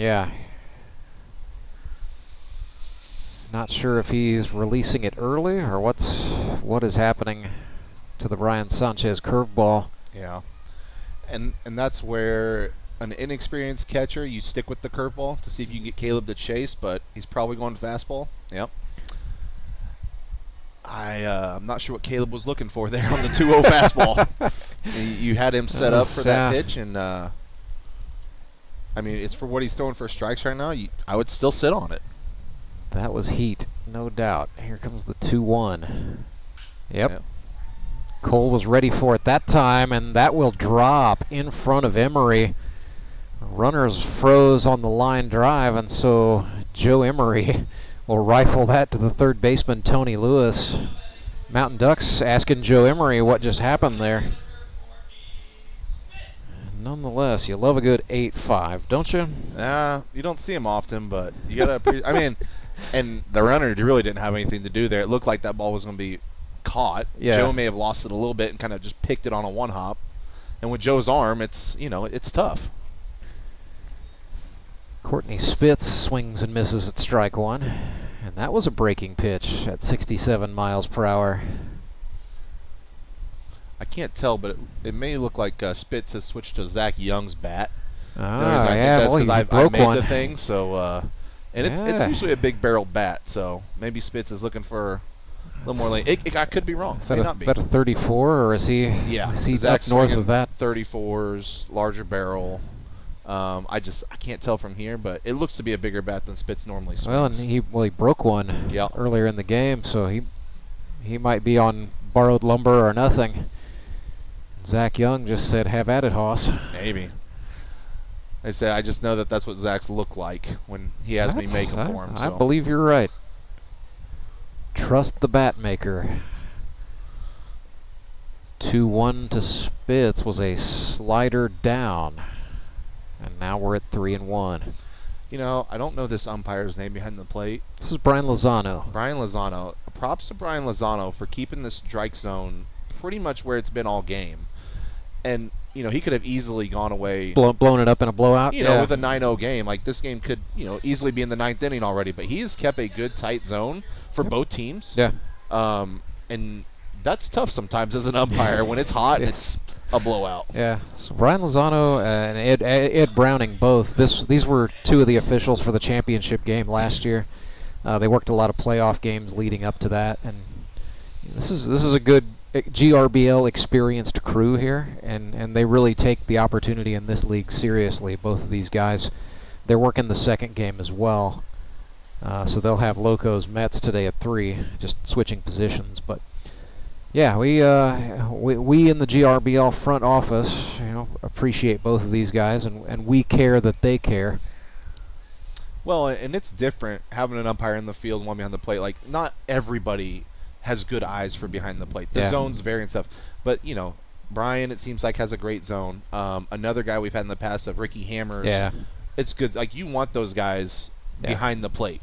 Yeah, and both Lozano and Browning have spent a lot of time learning from Hammers. And they've worked some games together out here, as a matter of fact. So, yes, the influence of Ricky Hammers runs deep here in the GRBL. Ooh, breaking pitch to Trent Simpson, swung on to make it 1-2. I remember. You used to leave Ricky Hammers some treats on the plate. Oh back yeah, in your we left catching him. days. I put some cheese crackers in his ball bag before. Simpson fouled that off his foot, so that's why you see Spitz pick the ball up there. We've snuck some snacks into Ricky's pockets. I heard a few rumors about like a conveniently placed Oreo on the plate during inning changes. But and when I was a manager, that was the first conversation we had when it came to the championship game. Is like both teams, we want Ricky behind the plate. Yeah. Yeah, I remember. Yeah, he has worked some title games back in the early 2020s. Down on strikes goes Trent Simpson, and that will end the bottom of the 6th with our score 9-1. Nixa gets on the board, but still has a lot of digging to do. We will go to the stretch inning. It's next. I'm Nicole Cartmel with the Bank of Missouri. The risk of losing your hard-earned money to scams is real, especially the scammers sending out fake communications. And that's why we're talking to our Director of Fraud Mitigation, Corey Gerstenschlager. He's got some good practices to help keep your money safe. Thank you, Nicole. Yes, often we're seeing that people are being contacted by scammers through text message, phone calls, or emails, posing as legitimate companies or even your bank, trying to persuade you into providing sensitive information like passwords and things of that nature, sometimes even asking you to send them money. If you receive any kind of communication like this and you didn't ask for it, that's a good red flag that it isn't legitimate. So when you have those situations, get an actual number that you trust for that company, call them and verify the accuracy of the information that you're receiving. Good rule of thumb is make sure to check your accounts frequently and report any suspicious activity. Thanks, Corey. At the Bank of Missouri, we help you live well, bank well.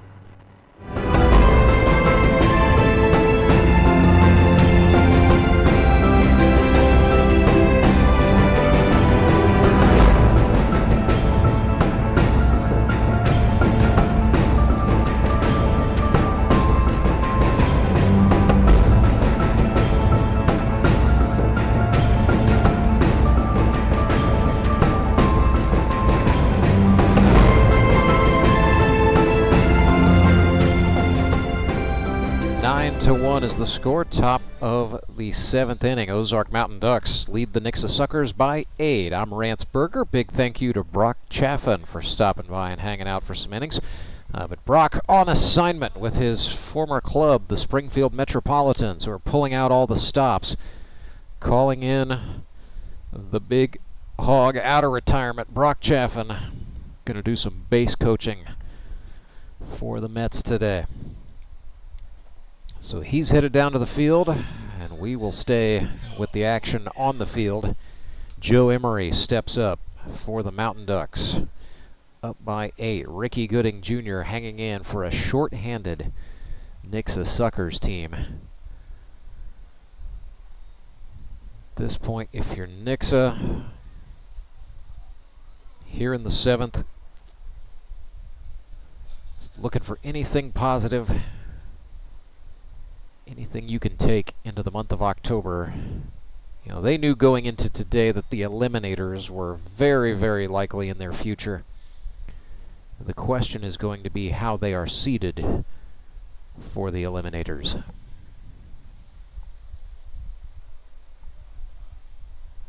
At this point, if they go on to lose this game, they are likely to be the 5 seed.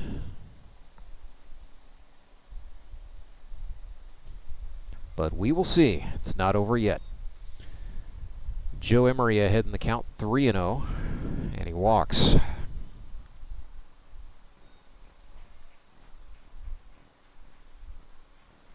So Emery on safely for the 2nd time today, and the batter is Lewis. And the Godfather, president of the Bank of Missouri. Live well, bank well.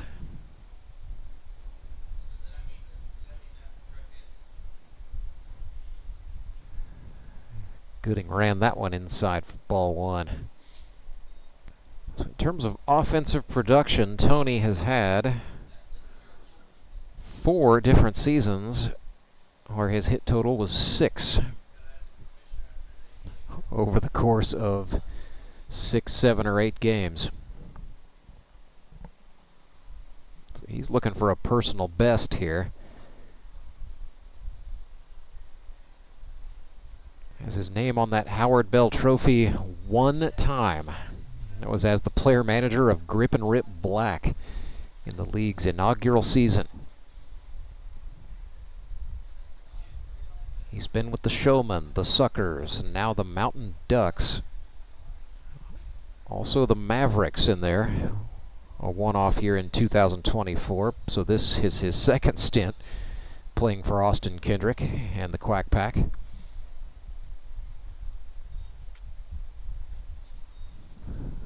And Tony Lewis draws the free pass, so that's back-to-back walks.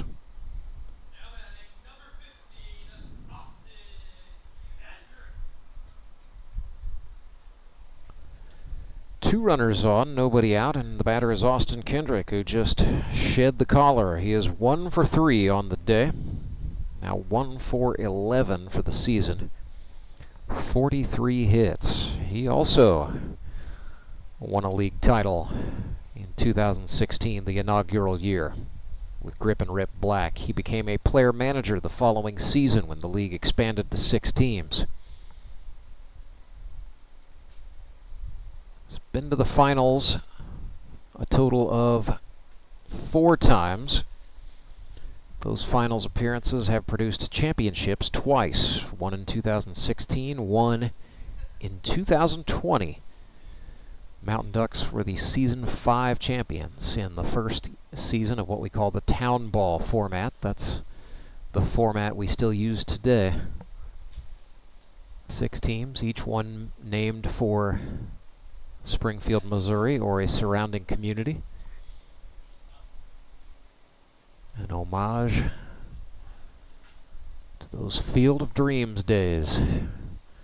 Fly ball into right. That's caught by Burns. He's going to throw it to the second baseman, but Joe Emery fast enough to tag up and move up. So Emery advances on the fly out by Kendrick. Batter is Brian Sanchez, rookie from Barquisimeto, Lara, Venezuela. 2 for 8 for the season, so hitting .250. El lanzador de Escuela Dima Acosta de Alvarez, Barquisimeto. No batting gloves on Brian.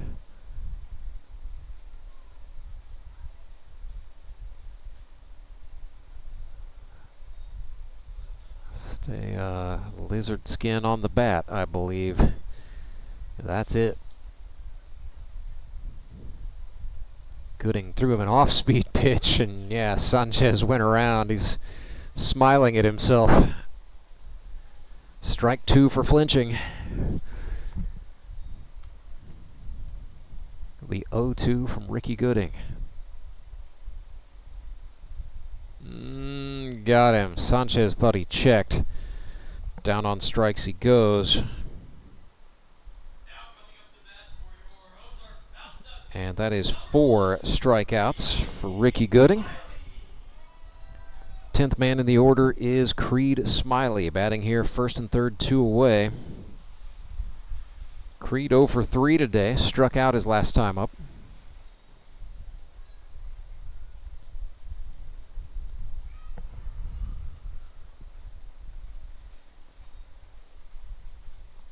Usually brings a pretty good cheering section.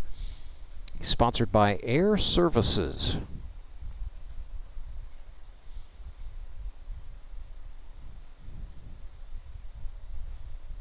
1-0 pitch runs outside. So if you're Ricky Gooding, yeah, you're being careful with Creed Smiley, who is a pretty proven hitter in this his rookie season, but you can't be too careful. There's a strike, a slider at 74. Caught the low part of the zone at the knees.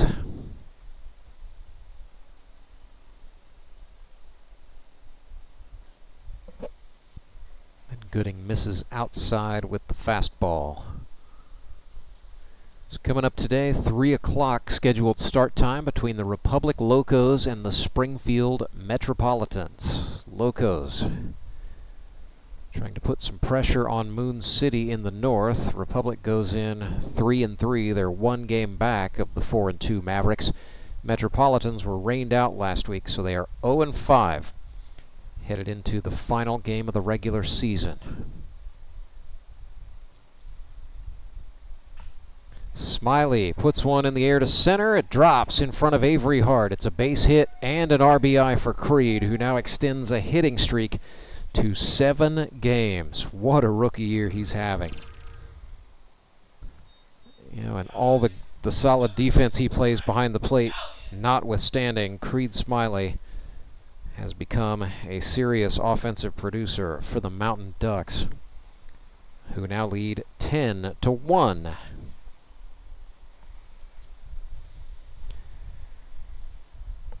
Sets up first and second for Galleon. Ozark leadoff man is 2 for 2 with a couple of walks.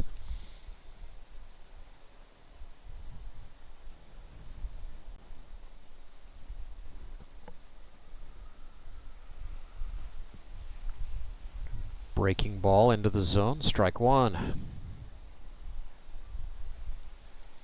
So Galleon is now 8 for 19 on the season. Couple of RBIs. There's a block by Spitz, who was, ball ended up right underneath him. Popped up, looked for it. Mountain Duck runners staying put. Lewis is the lead runner at second. Cole Roark is the tail runner off the bench, running for the catcher Smiley.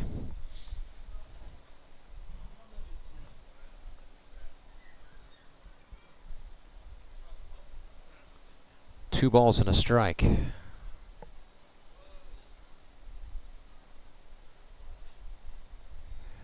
That's high at the collarbones, 3-1. Tonight at 6, baseball night in the Ozarks. Moon City Mavericks taking on the Branson Showmen in what should be a good one. Showmen have not yet announced a starting pitcher for that one. That is foul to the screen. Spitz, oh no. Another one comes down to the turf without a catch. It's just been that kind of day for the Nixa Suckers. So we'll do a 3-2. AJ Musser has been named the starter for Moon City. Mavericks look to be at full strength.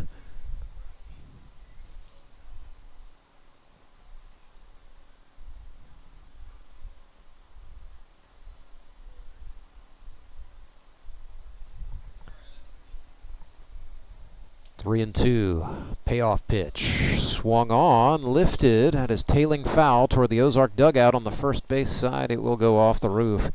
No chance at a play for the first baseman, Zach Young. Instead, it's going to be a 50-cent foul ball for somebody. And a foul ball right now gets a kid entered into a raffle for a Wilson A2000 Savannah Bananas themed baseball glove. 3-2 pitch is outside and Brett Galleon draws a walk. 7th inning continues. Bases are now loaded for Trey Simpson.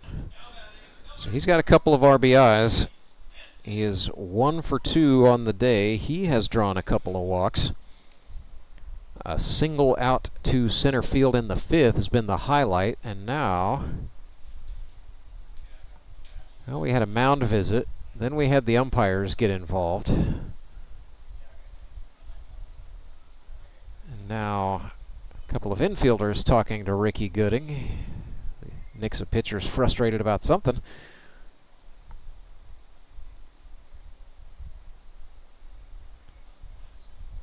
Bases are loaded. Trey Simpson hops into the right-handed batter's box, and here we go.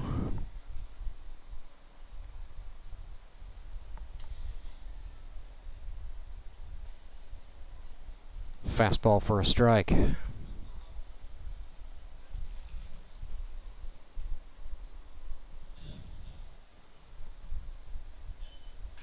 Breaking pitch. This is up the middle. Shortstop Logan Rycraft corrals it, steps on the bag for the unassisted out, and the top of the 7th is over. Mountain Ducks score 1 on an RBI single by Creed Smiley.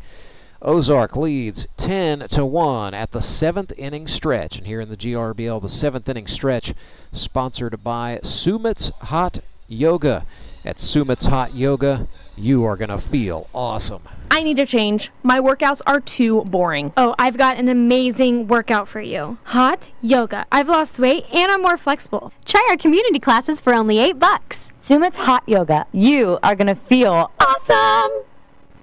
Take a breath. Here's your Be Well moment with Burl Behavioral Health. In a world that requires us to be in constant motion, we can focus on moving our bodies in ways that restore us instead of deplete us. Let's listen to our bodies and briefly stretch in ways that fit what we need. Take a deep inhale and a long exhale out as you gently stretch your neck, your shoulders, or your arms. We deserve to build physical rest into our daily routines. For more wellness, visit BeWellCommunity.org.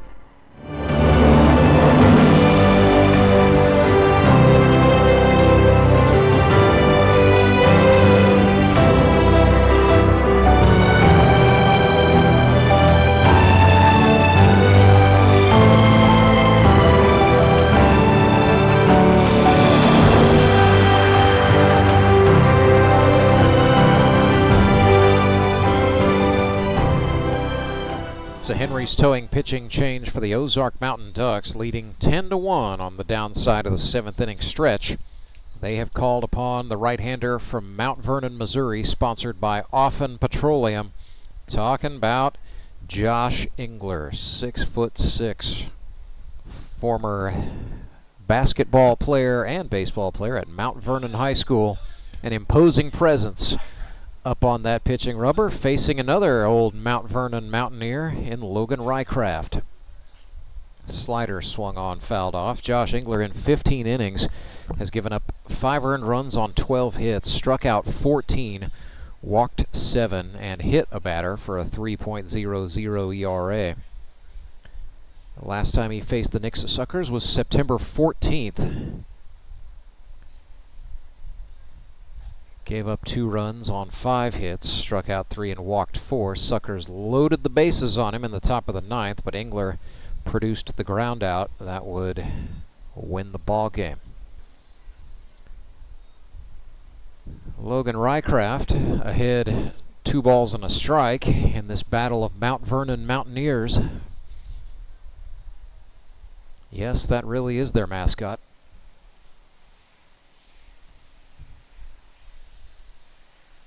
Engler sails one high to make it 3-1.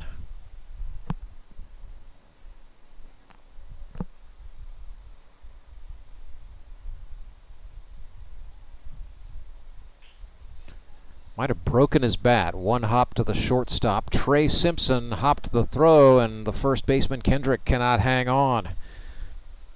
So Rycraft reaches safely. I'll go E6.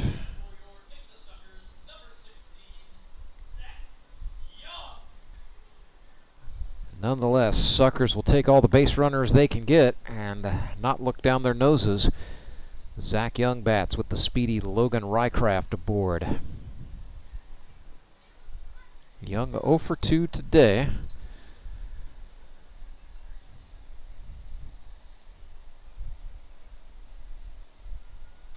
Ooh, and that sounded like a broken bat on an 83-mile-per-hour pitch. Swung on and fouled that off, sprayed short of the Ducks' dugout on the first base side, and yeah, Zach wants a new stick.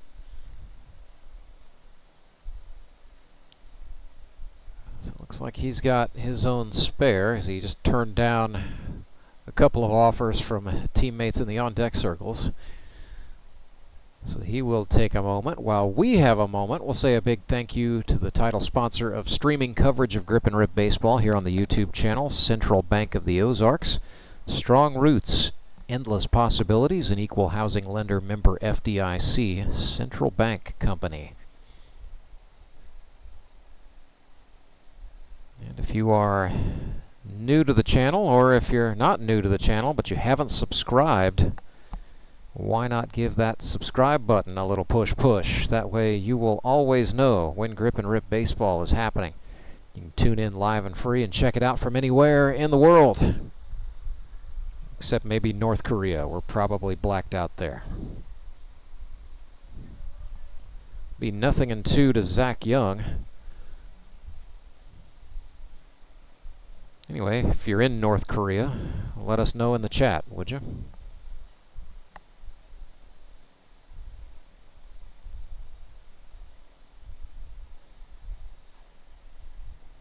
slider for a strikeout. And Josh Engler has made a pretty impressive career with pitches like that one.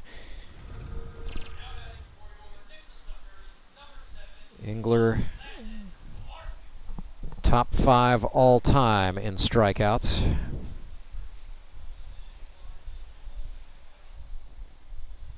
Just looking back at his career numbers.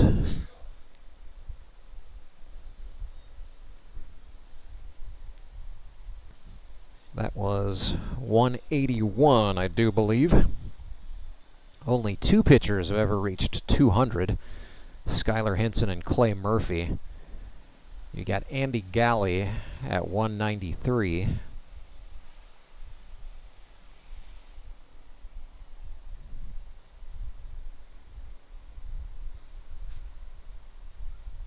And then there's Big Josh. Woo! 1-1 off the bat of Landon Clark. Absolutely screamed at him.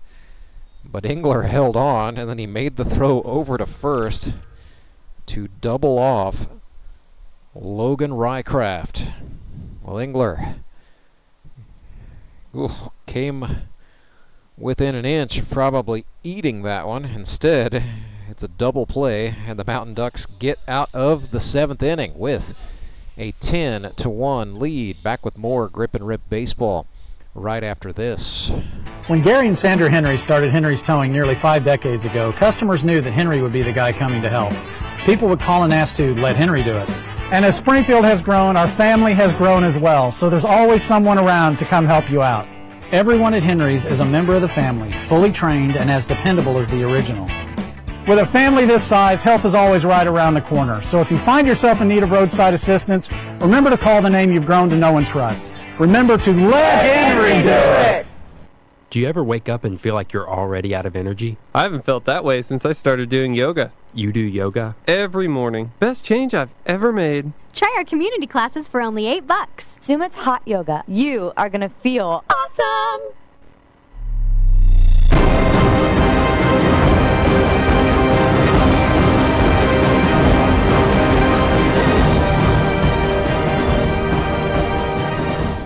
It's a Henry's Towing pitching change for the Nixa Suckers. You know, before this one, I was talking to some of the guys in warm-ups, and Logan Rycraft said, "I want to pitch." Well, be careful what you wish for, kid. Logan Rycraft has the baseball, and he's on the mound for the Nixa Suckers as we get ready for the top of the 8th. It has happened before. Rycraft, for his career, has pitched 1 inning. That was earlier this year. Gave up 1 earned run, hit 2 batters, and has a strikeout. So Logan Rycraft getting the opportunity.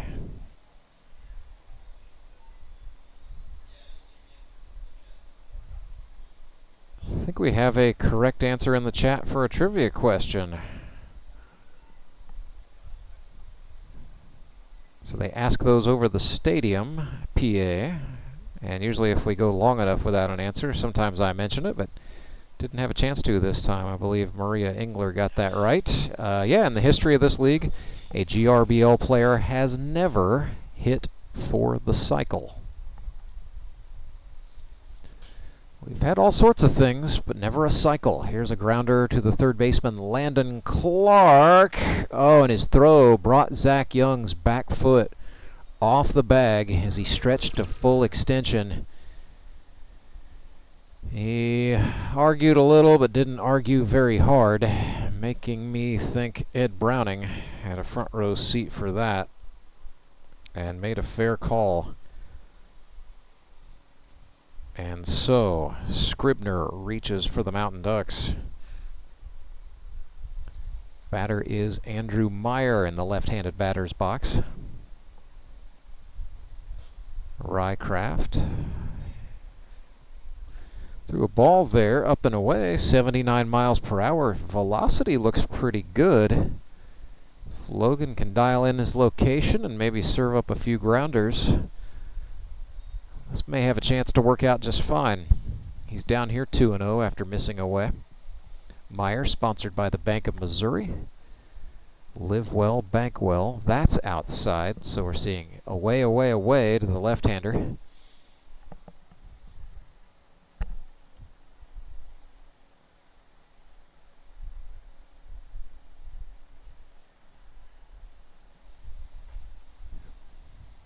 Meyer looked at a strike there to make it 3-1. Interesting line on Meyer today. He is 0 for 2. However, he's drawn a couple of walks, and he's batted in a couple of runs.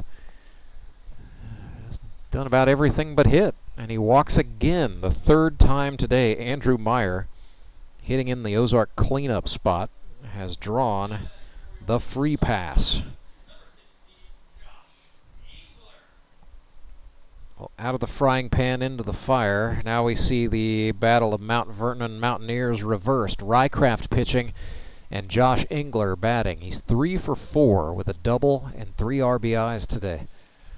First offering swung on late and fouled off.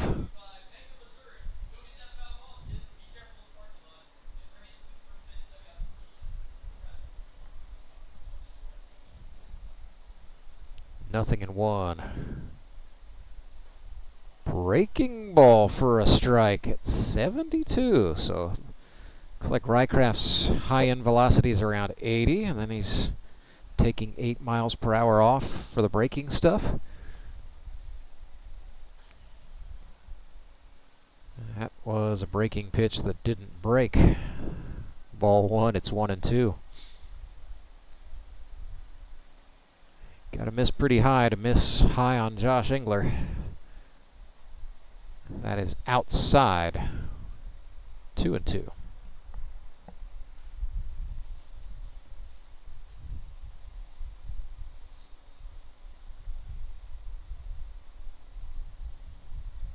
Rycraft from the belt. Well, tried to bring it down, brought it a little too low. Now we're full up.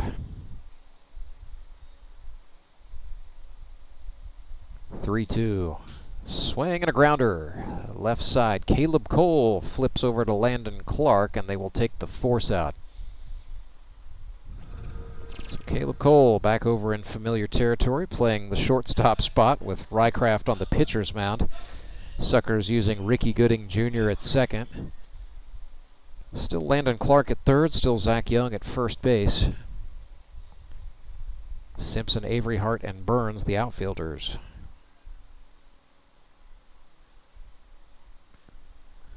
So first and second, 1 out following the fielder's choice. As Cole Roark for the Mountain Ducks has come out of the dugout as the courtesy runner again, this time for the pitcher Josh Engler.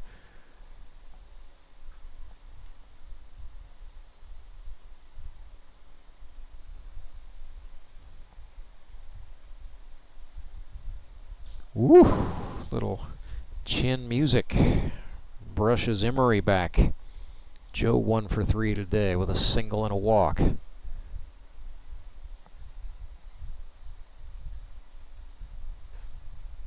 Fastball misses down. 84 from Logan Rycraft. Radar gun looks okay. Does not look like a position player pitching. Command is where the battle is for Logan Rycraft. Played professionally in the Pecos League for a season with the Roswell Invaders. Did not pitch in the Pecos, however.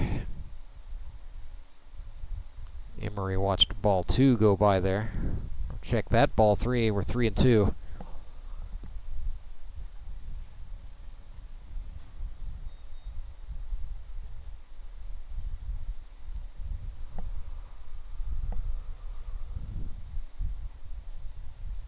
Got him looking.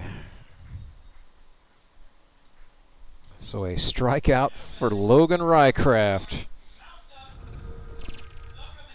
Showed up wanting to pitch, asked to pitch, gets a K.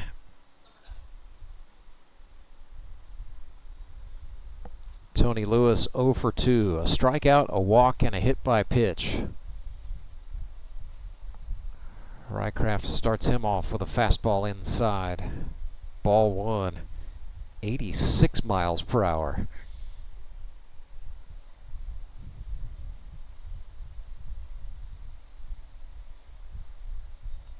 Let's try to slide her in at 82.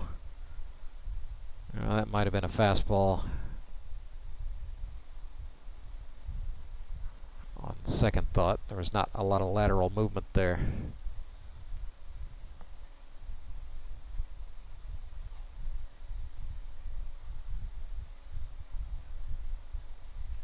Ball 3, outer half.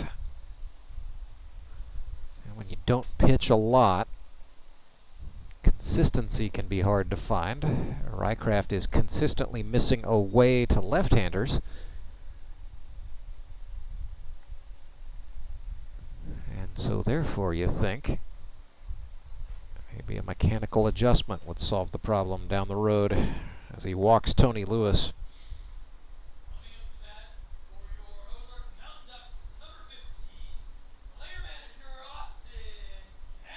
So the bases are loaded for the Ducks. They lead this thing 10-1. Austin Kendrick coming up here. 1 for 4 on the day. And now, oh, I see. We've got a little extracurricular there. Looks like a, not sure if that's a plyo ball or a child's plaything. A souvenir ball ended up on the field there in right. Ethan Bryan from the Mountain Ducks coaching staff out there to be the janitor. And we're back underway. Rycraft misses high to Kendrick.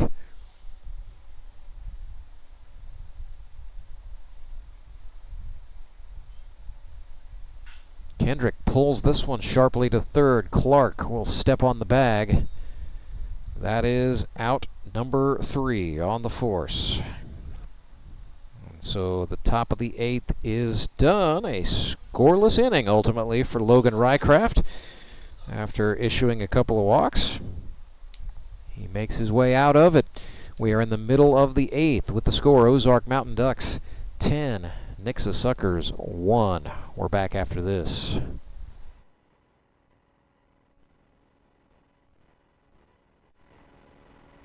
I'm Nicole Cartmel with the Bank of Missouri. Whether you're looking to pay bills or make a big purchase, sometimes you need cash quickly to take that next step. A consumer loan might be a perfect option to help you live well, bank well. Sonia McClendon, one of our branch managers, is here to explain. Thank you, Nicole. We provide personal consumer loans for almost any purpose, from building your credit to financing that new car.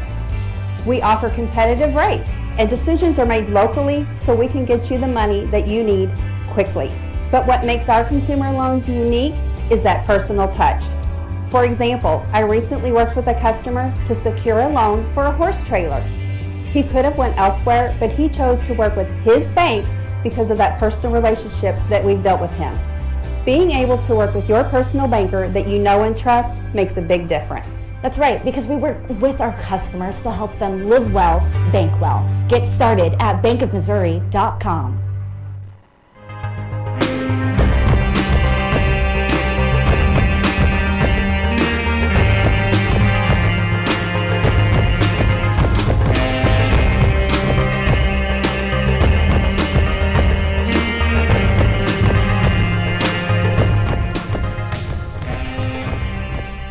Indiana native Jamari Vrehart comes to the plate for the Nixa Suckers. They trail the Ozark Mountain Ducks 10-1. Bottom of the 8th coming up here. Josh Engler is the mound man for the Mountain Ducks.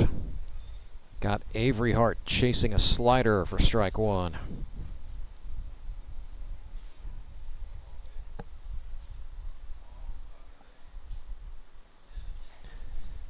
Avery Hart reached on an error last time. Flew out to left field first time.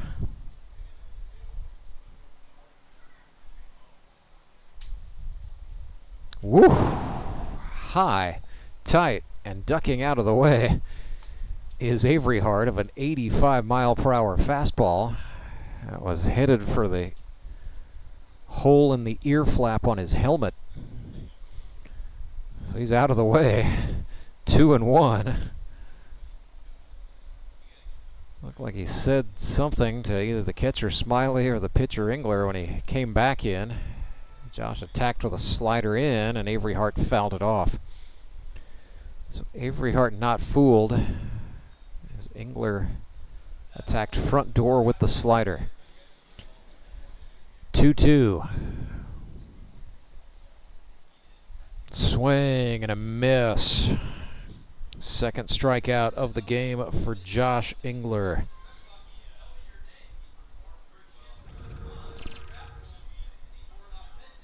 Seth Burns scheduled to hit for the Suckers. Yes, indeed it is. Say they are so short-handed that I don't think anyone can pinch hit at this point, so it's got to be Seth Burns. The Cattleman is 0 for 2 today. Cole Roark struck him out in the third, and he popped out to second his last time.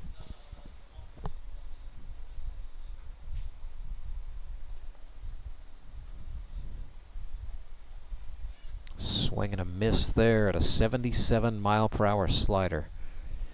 So there's about 8 or 9 miles per hour difference right now for Engler between the fastball and the slider, and then that was a slower version even there. He is pulling out all the tricks here against Seth Burns, up 1-2. That was another off-speed pitch, which Burns was way out in front of, so Seth was sitting fastball. He will have another opportunity at another 1-2 pitch. Number 5 of the plate appearance coming up here. Fastball swung on, tailing down, but settling under it and making the catch is the shortstop, Trey Simpson, 2 away.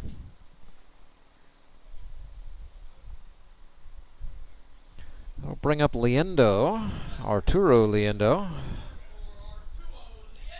The extra hitter, singled out to right last time. So 3 for 12 on the season. He was 4 for 8 as a rookie with the Locos last year. Swung on and missed at a Josh Engler slider that time. So he's got a kind of a faster version that travels in at about 76 or 77. The slower version is right about 70 miles per hour, and his fastball low to mid 80s. He's even 1-1 after missing with the heat. It is a 2-seam. That was the fast version of the Engler slider for strike 2. Liendo out, now back into the left-handed batter's box. Very distinctive bright orange shoes make him easy to spot. Pitch ran in. So we're even 2-2.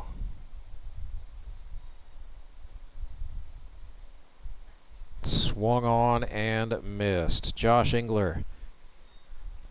2 strikeouts in the 8th. Another goose egg on the board. It is 10-1. Ozark Mountain Ducks in front of the Nixa Suckers. We head to the 9th. It's next after this. Acme Towing Company. That's too far away. Let Henry's do it. Nah, we're ready to close. Let Henry's do it. Henry's is ready to take your call right now. From compacts to semis, Henry is here to help 24/7. Save yourself the hassle and make us your first call. Henry's gets there fast, offering multiple locations to serve the Ozarks. When you're stuck on the side of the road, make the right call. Let Henry do it. At Central Bank, we've brought the home loan process closer to home. All of our lending decisions are made locally, right here in your community, so you get quick answers and loans that are tailored to meet your needs. So whether you're just starting your home buying journey or well on your way, Central Bank can help turn possibilities into realities. Apply online at centralbank.net or any of our convenient locations. Central Bank. We do banking better. Member FDIC, Equal Housing Lender.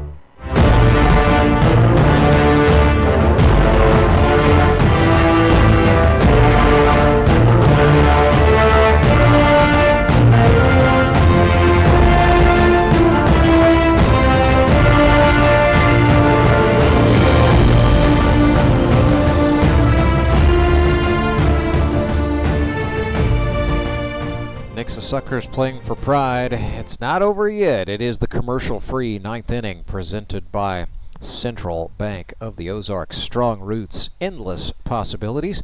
Central Bank Company, an equal housing lender, member FDIC. Brian Sanchez coming up here for the Ozark Mountain Ducks. Sanchez is 1 for 2 with a single. Woo, little inside out swing. What a job by Landon Clark picking that up and one-hopping the throw to Zach Young in time. Spectacular job by Landon Clark. He's had a little bit of a hard time on the throws today, but that one was money. The announcement of Creed Smiley wakes up the Ozark Mountain Ducks fans. 1 for 4 with an RBI. Reached on an error in the 5th. Got an RBI single in the 7th.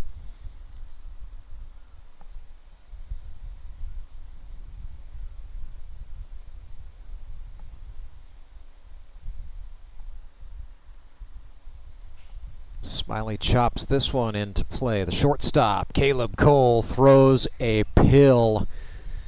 Second out is on the board.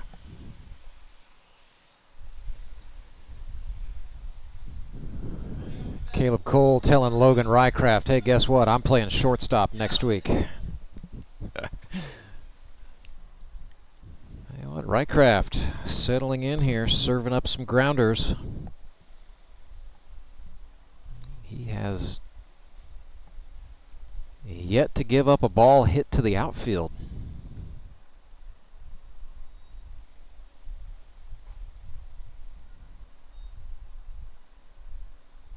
It was walks that really plagued him in the 8th, but he got out of it without giving up a run.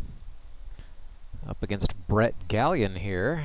He has jumped ahead on a slider.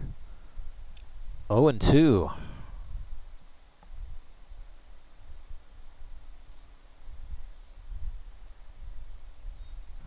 Tried the fastball, just reached back, threw that one as hard as he could, I think.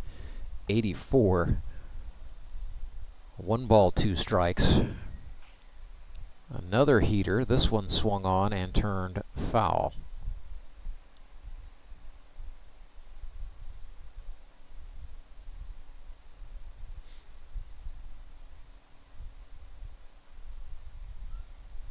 Breaking ball.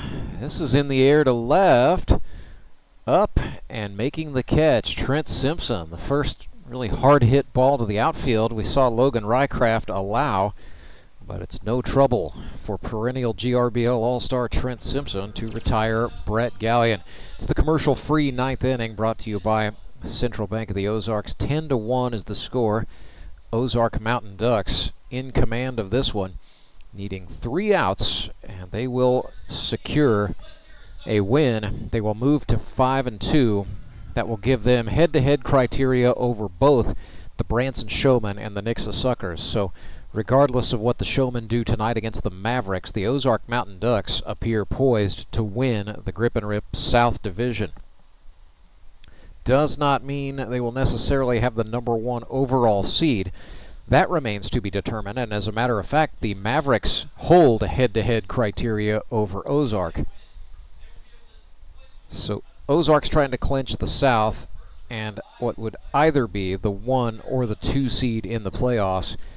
And the real incentive for Ozark is, a first-round bye, automatic berth in the semis. It's a chance to have next weekend off, and they will heal up. So next Sunday, October 5th, will be the Eliminators. We will have a game at high noon. That will pit the #3 seed against the #6 seed.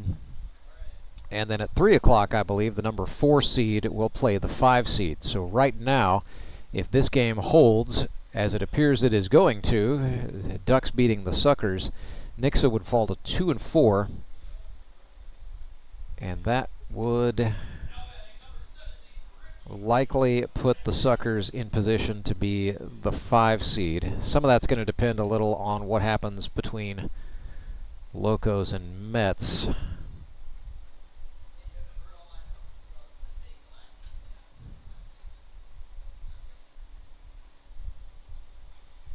Engler's pitch to Ricky Gooding Jr. swung on and fouled off.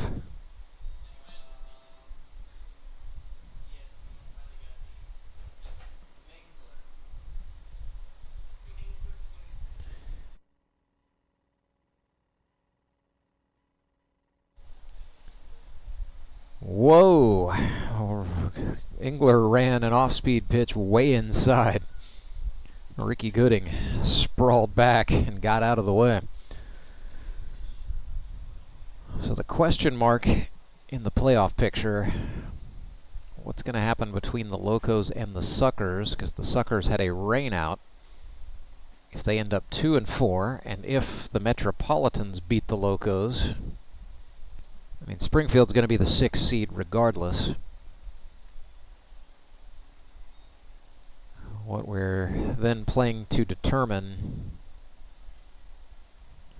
who's going to have home field advantage in the 4 versus 5 game. 2-2 to Ricky Gooding. Checked it. No, he did not. Down on strikes he goes. Josh Engler now has 4 Ks.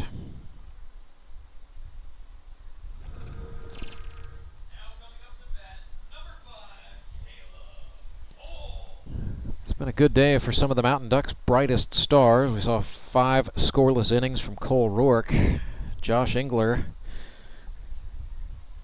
pitching very well here, facing Caleb Cole.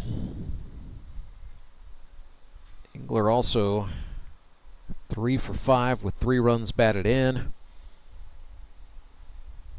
Brett Gallion ended up going 2 for 3 with 3 walks. Trace Simpson's got a couple of RBIs. Andrew Myers got a couple of RBIs.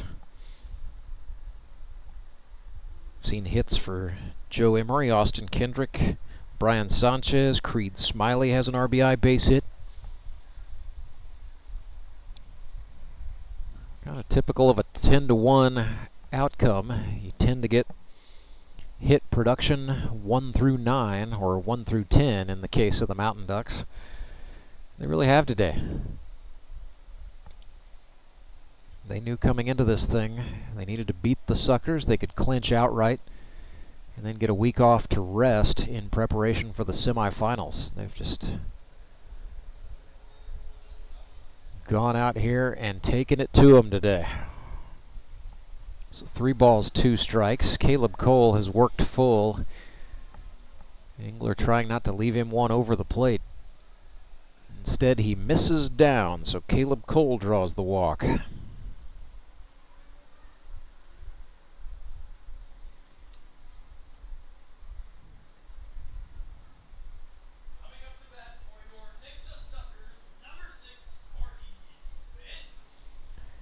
Courtney Spitz stands in. 0 for 2 with a walk today. Swings and chops 1 foul. Suckers with 3 hits in this one. Ricky Gooding had an RBI base hit. That brought in the run in the 6th. Also gotten hits from Arturo Liendo and Logan Rycraft. But Cole Roark pitched 5 innings of shutout, 1-hit baseball. Struck out 5 batters. Then let the defense work behind him in the 4th and 5th innings. Brian Sanchez was the bridge, surrendering 1 run on a couple of hits. And then Josh Engler has been the door slammer since he entered the game in the 7th.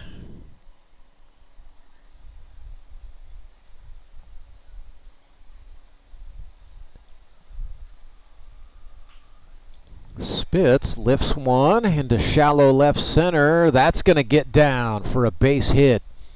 And on a day when offense is at a premium, Courtney Spitz, with a Texas leaguer into no man's land in left center field. Gets a hit.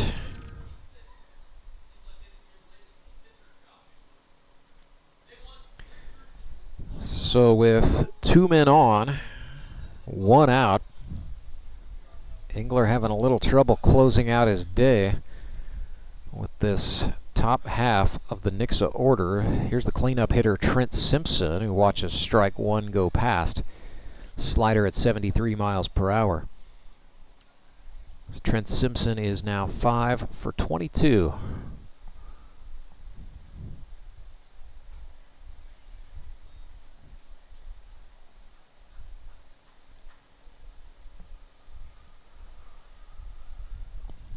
Stuck on 39 hits for a 4-year career that began in 2022. Well, there you go.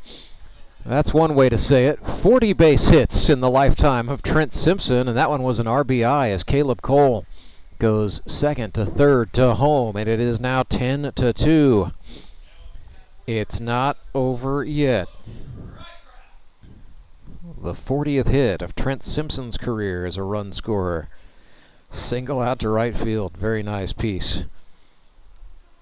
Batter is Rycraft. He's 1 for 3 today. First and third, and still 1 out. It's a mountain to climb, but the sucker's showing signs of life. Rycraft let that one go by.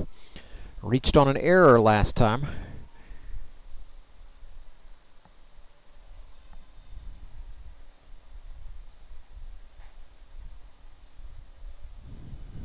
That fastball went by outside. Mountain Ducks, nobody up in the pen. They're trusting. Josh is going to serve up and out. Instead, that's going to be a base hit into right, and Spitz will score. Logan Rycraft with an RBI base hit, and the lead is cut to 10-3.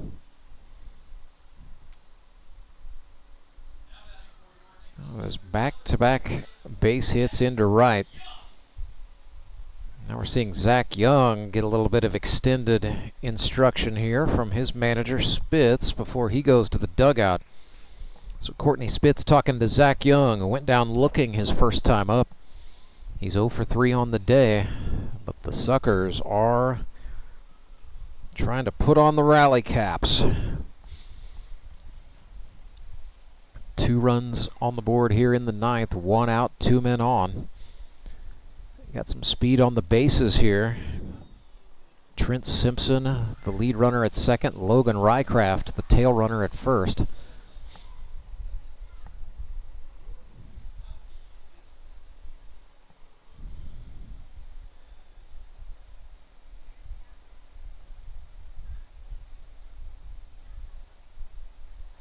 Young, oof, really wanted that fastball on the outer half, but it is a swinging strike. Suckers going back to same deliberate style of plate approach we saw them take against Cole Roark. That back pick throw looks like it had a chance, but Simpson back safely around the tag of Simpson. That's Trent the runner, Trey the shortstop. Family dialogue continuing there. Fastball swung on. This is in the air to left. Back goes Sanchez. That is 1 hop off the wall. Suckers coming round. They will plate 2 more. It is now 10-5. A 2 RBI double blasted off the bat of Zach Young. And the rally continues. It is now a 5-run ball game.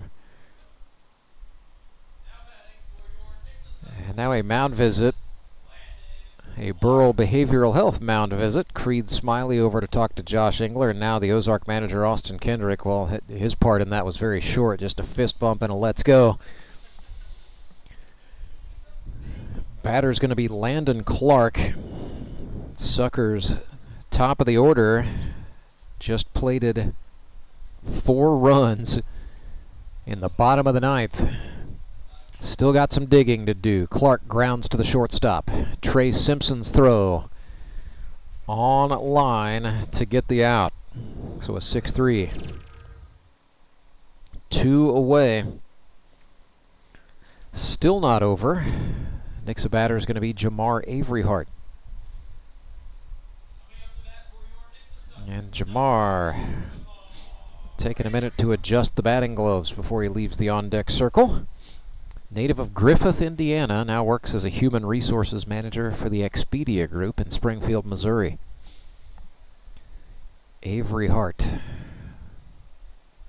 Crowds in. Pitch gets away from Smiley. Runner Young is going. There will be no throw.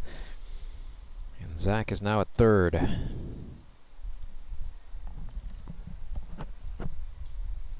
Ten to 5. Suckers showing late signs of life. But it was a pretty high mountain to climb. 1-1 for Averyhart.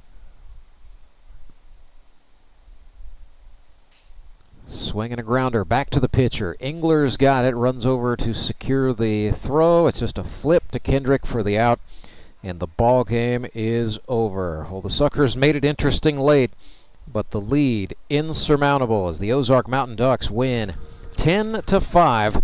With that, Ozark secures the GRBL South Division title, and they will receive a first-round bye to the Season 10 playoff semifinals.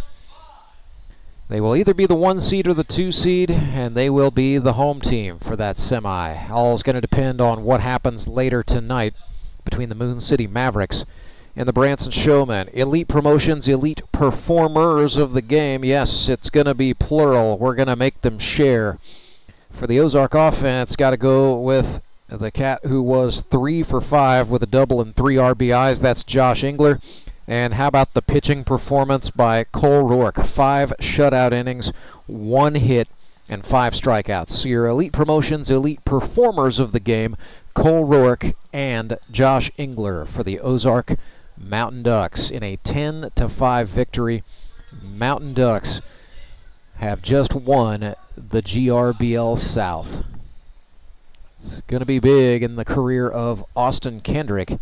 Chance to go back to a GRBL final for what would be the 5th time in his career. A lot of baseball yet to go, a lot to be decided, but we know one of the semifinalists is going to be the Ducks. We'll wait and see what happens between the Republic Locos and the Springfield Metropolitans, and then the Moon City Mavericks are up tonight on baseball night in the Ozarks against the Branson Showmen. Speaking of the Showmen, they are still in line to perhaps get a number 3 seed, but we know for sure that no matter what they do this evening, they are destined for the Eliminators. So we will see them coming up tonight at 6, and then we will see them back here next Sunday, October the 5th. We will go step aside, come back, talk things over with some of the guys from the Ducks, and continue to bring you descriptions of an increasingly complicated playoff picture as the day rolls on. Thanks for joining us here on the YouTube channel. We'll talk things over with some of the guys from the Ducks on the flip side of this break. Acme Towing Company. That's too far away. Let Henry's do it. Nah, we're ready to close. Let Henry's do it. Henry's is ready to take your call right now. From compacts to semis, Henry is here to help 24/7. Save yourself the hassle and make us your first call. Henry's gets there fast, offering multiple locations to serve the Ozarks. When you're stuck on the side of the road, make the right call. Let Henry do it. At Central Bank, we've brought the home loan process closer to home. All of our lending decisions are made locally, right here in your community, so you get quick answers and loans that are tailored to meet your needs. So whether you're just starting your home buying journey or well on your way, Central Bank can help turn possibilities into realities. Apply online at centralbank.net or any of our convenient locations. Central Bank, we do banking better. Member FDIC, Equal Housing Lender.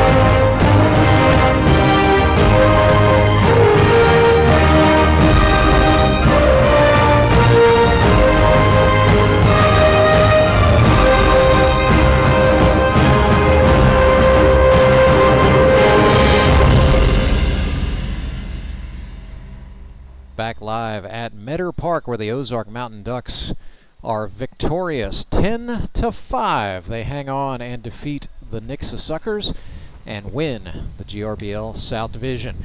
Rance Berger alongside our Elite Promotions Elite Performers of the game. Cole Roark to my immediate left, Josh Engler, and Ivy. We got Ivy. Yep. Ivy Engler also hanging out with us as well. Well, guys, let's talk first things first. You are now 5-2. You are the title holders in the GRBL South Division. That means you secure a first-round bye to the semifinals. And just kind of felt like, from the moment this game started, you guys were playing with that level of significance and that goal in mind. Yeah, absolutely. You want to secure every win you can, regardless of when it comes. But a little something to play for. It's nice to know where you stand. So we were in control of our own destiny and took care of that. Yeah, it was nice. You have Cole go out there and shove for 5 innings. It definitely sets the tone well, and it finally gives the hitters of the league a little bit of an advantage. I think they finally have 10 to 15 at bats under their belt. They can finally get some timing down, and I think you saw a little bit of that happen today. We'll talk about your timing in a second, Josh, but yeah, let's talk about Cole Roark shoving 5 scoreless innings.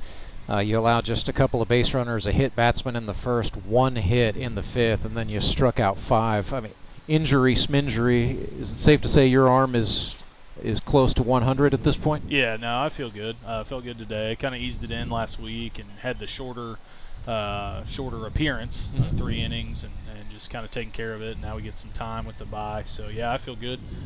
Felt good all year until the little hiccup, and now we're back. I know you've been in this situation before as a manager, and you mentioned you get the week to rest up. Was that the goal? Was that in your mind? Let's heal up. Let's make sure we're as close to excellent condition as we can be for the semis? Yeah, I think really you just try to go win the game. Try to go attack guys, give them something to think about if we happen to run into those guys again. So that's all kind of in the back of your mind. But then once it's time to play, it's let's go compete and see what we can do. So that was really it today. Well, Josh Engler, you were seeing the ball well and competing. Finished out the day 3 for 5, 3 RBIs, a ground rule double in the 5th was the highlight getter, but and that ended up being a pretty crucial run when it all shook out at the end. But man, just what can you tell me about the way you were seeing the baseball today? I really Sure. felt like you stepped it up a notch. Yeah, no, I felt like I've seen the ball pretty good this year, but making your hands hit the ball, and it's a pretty hard thing to do from time to time. So, kind of got it done today. Saw the ball really well off of Seth, and then just put ball to bat. Yeah. So. And what does that do for your confidence going out there when you've got a 9-run lead to play with, and you've got a 3-inning appearance? Yeah, no, I love 3-inning appearances. This is awesome. I love having Cole on my team this year instead of having to face him. But no, it's great. I probably was a little bit too nonchalant with having the lead out there, but they started to put the ball in play there towards that last inning. Some good pitches they hit. Yeah. So no, Suckers have some sticks, and I think that we make a lot up here about how good they are defensively, but that top half of the order can absolutely hit the ball, and we kind of saw that there at the tail end of the ball game. So I want to ask this of both of you guys. Just 5-2, a 5-win season is really tough, and both of you guys are coming off of layoffs in which you did not play in 2024. So I won't say the word comeback, but. I mean, talk me through that. What has that been like for both of you guys, taking the year away, coming back into the GRBL, and here you are playing, both of you, crucial roles for what is a very good team that has now officially locked up a division title? Well, the first thing I'll say is AK, he put together a bunch of guys with a good guy rating. We love being around each other. It's a lot of fun. That was kind of the talk that before we started today. Let's have the most fun we've ever had on a field, and that's what we do. So the winning part just comes from executing, and we've been able to pick each other up. If a guy kicks a ball, somebody else is going to get a big hit. We pitch around the air. We just get things done. So that's really how we've taken care of it. And as far as a layoff, I mean, baseball's baseball. I think once you shake the rust off, you just go attack and go with what you got and see if the other guy can match it.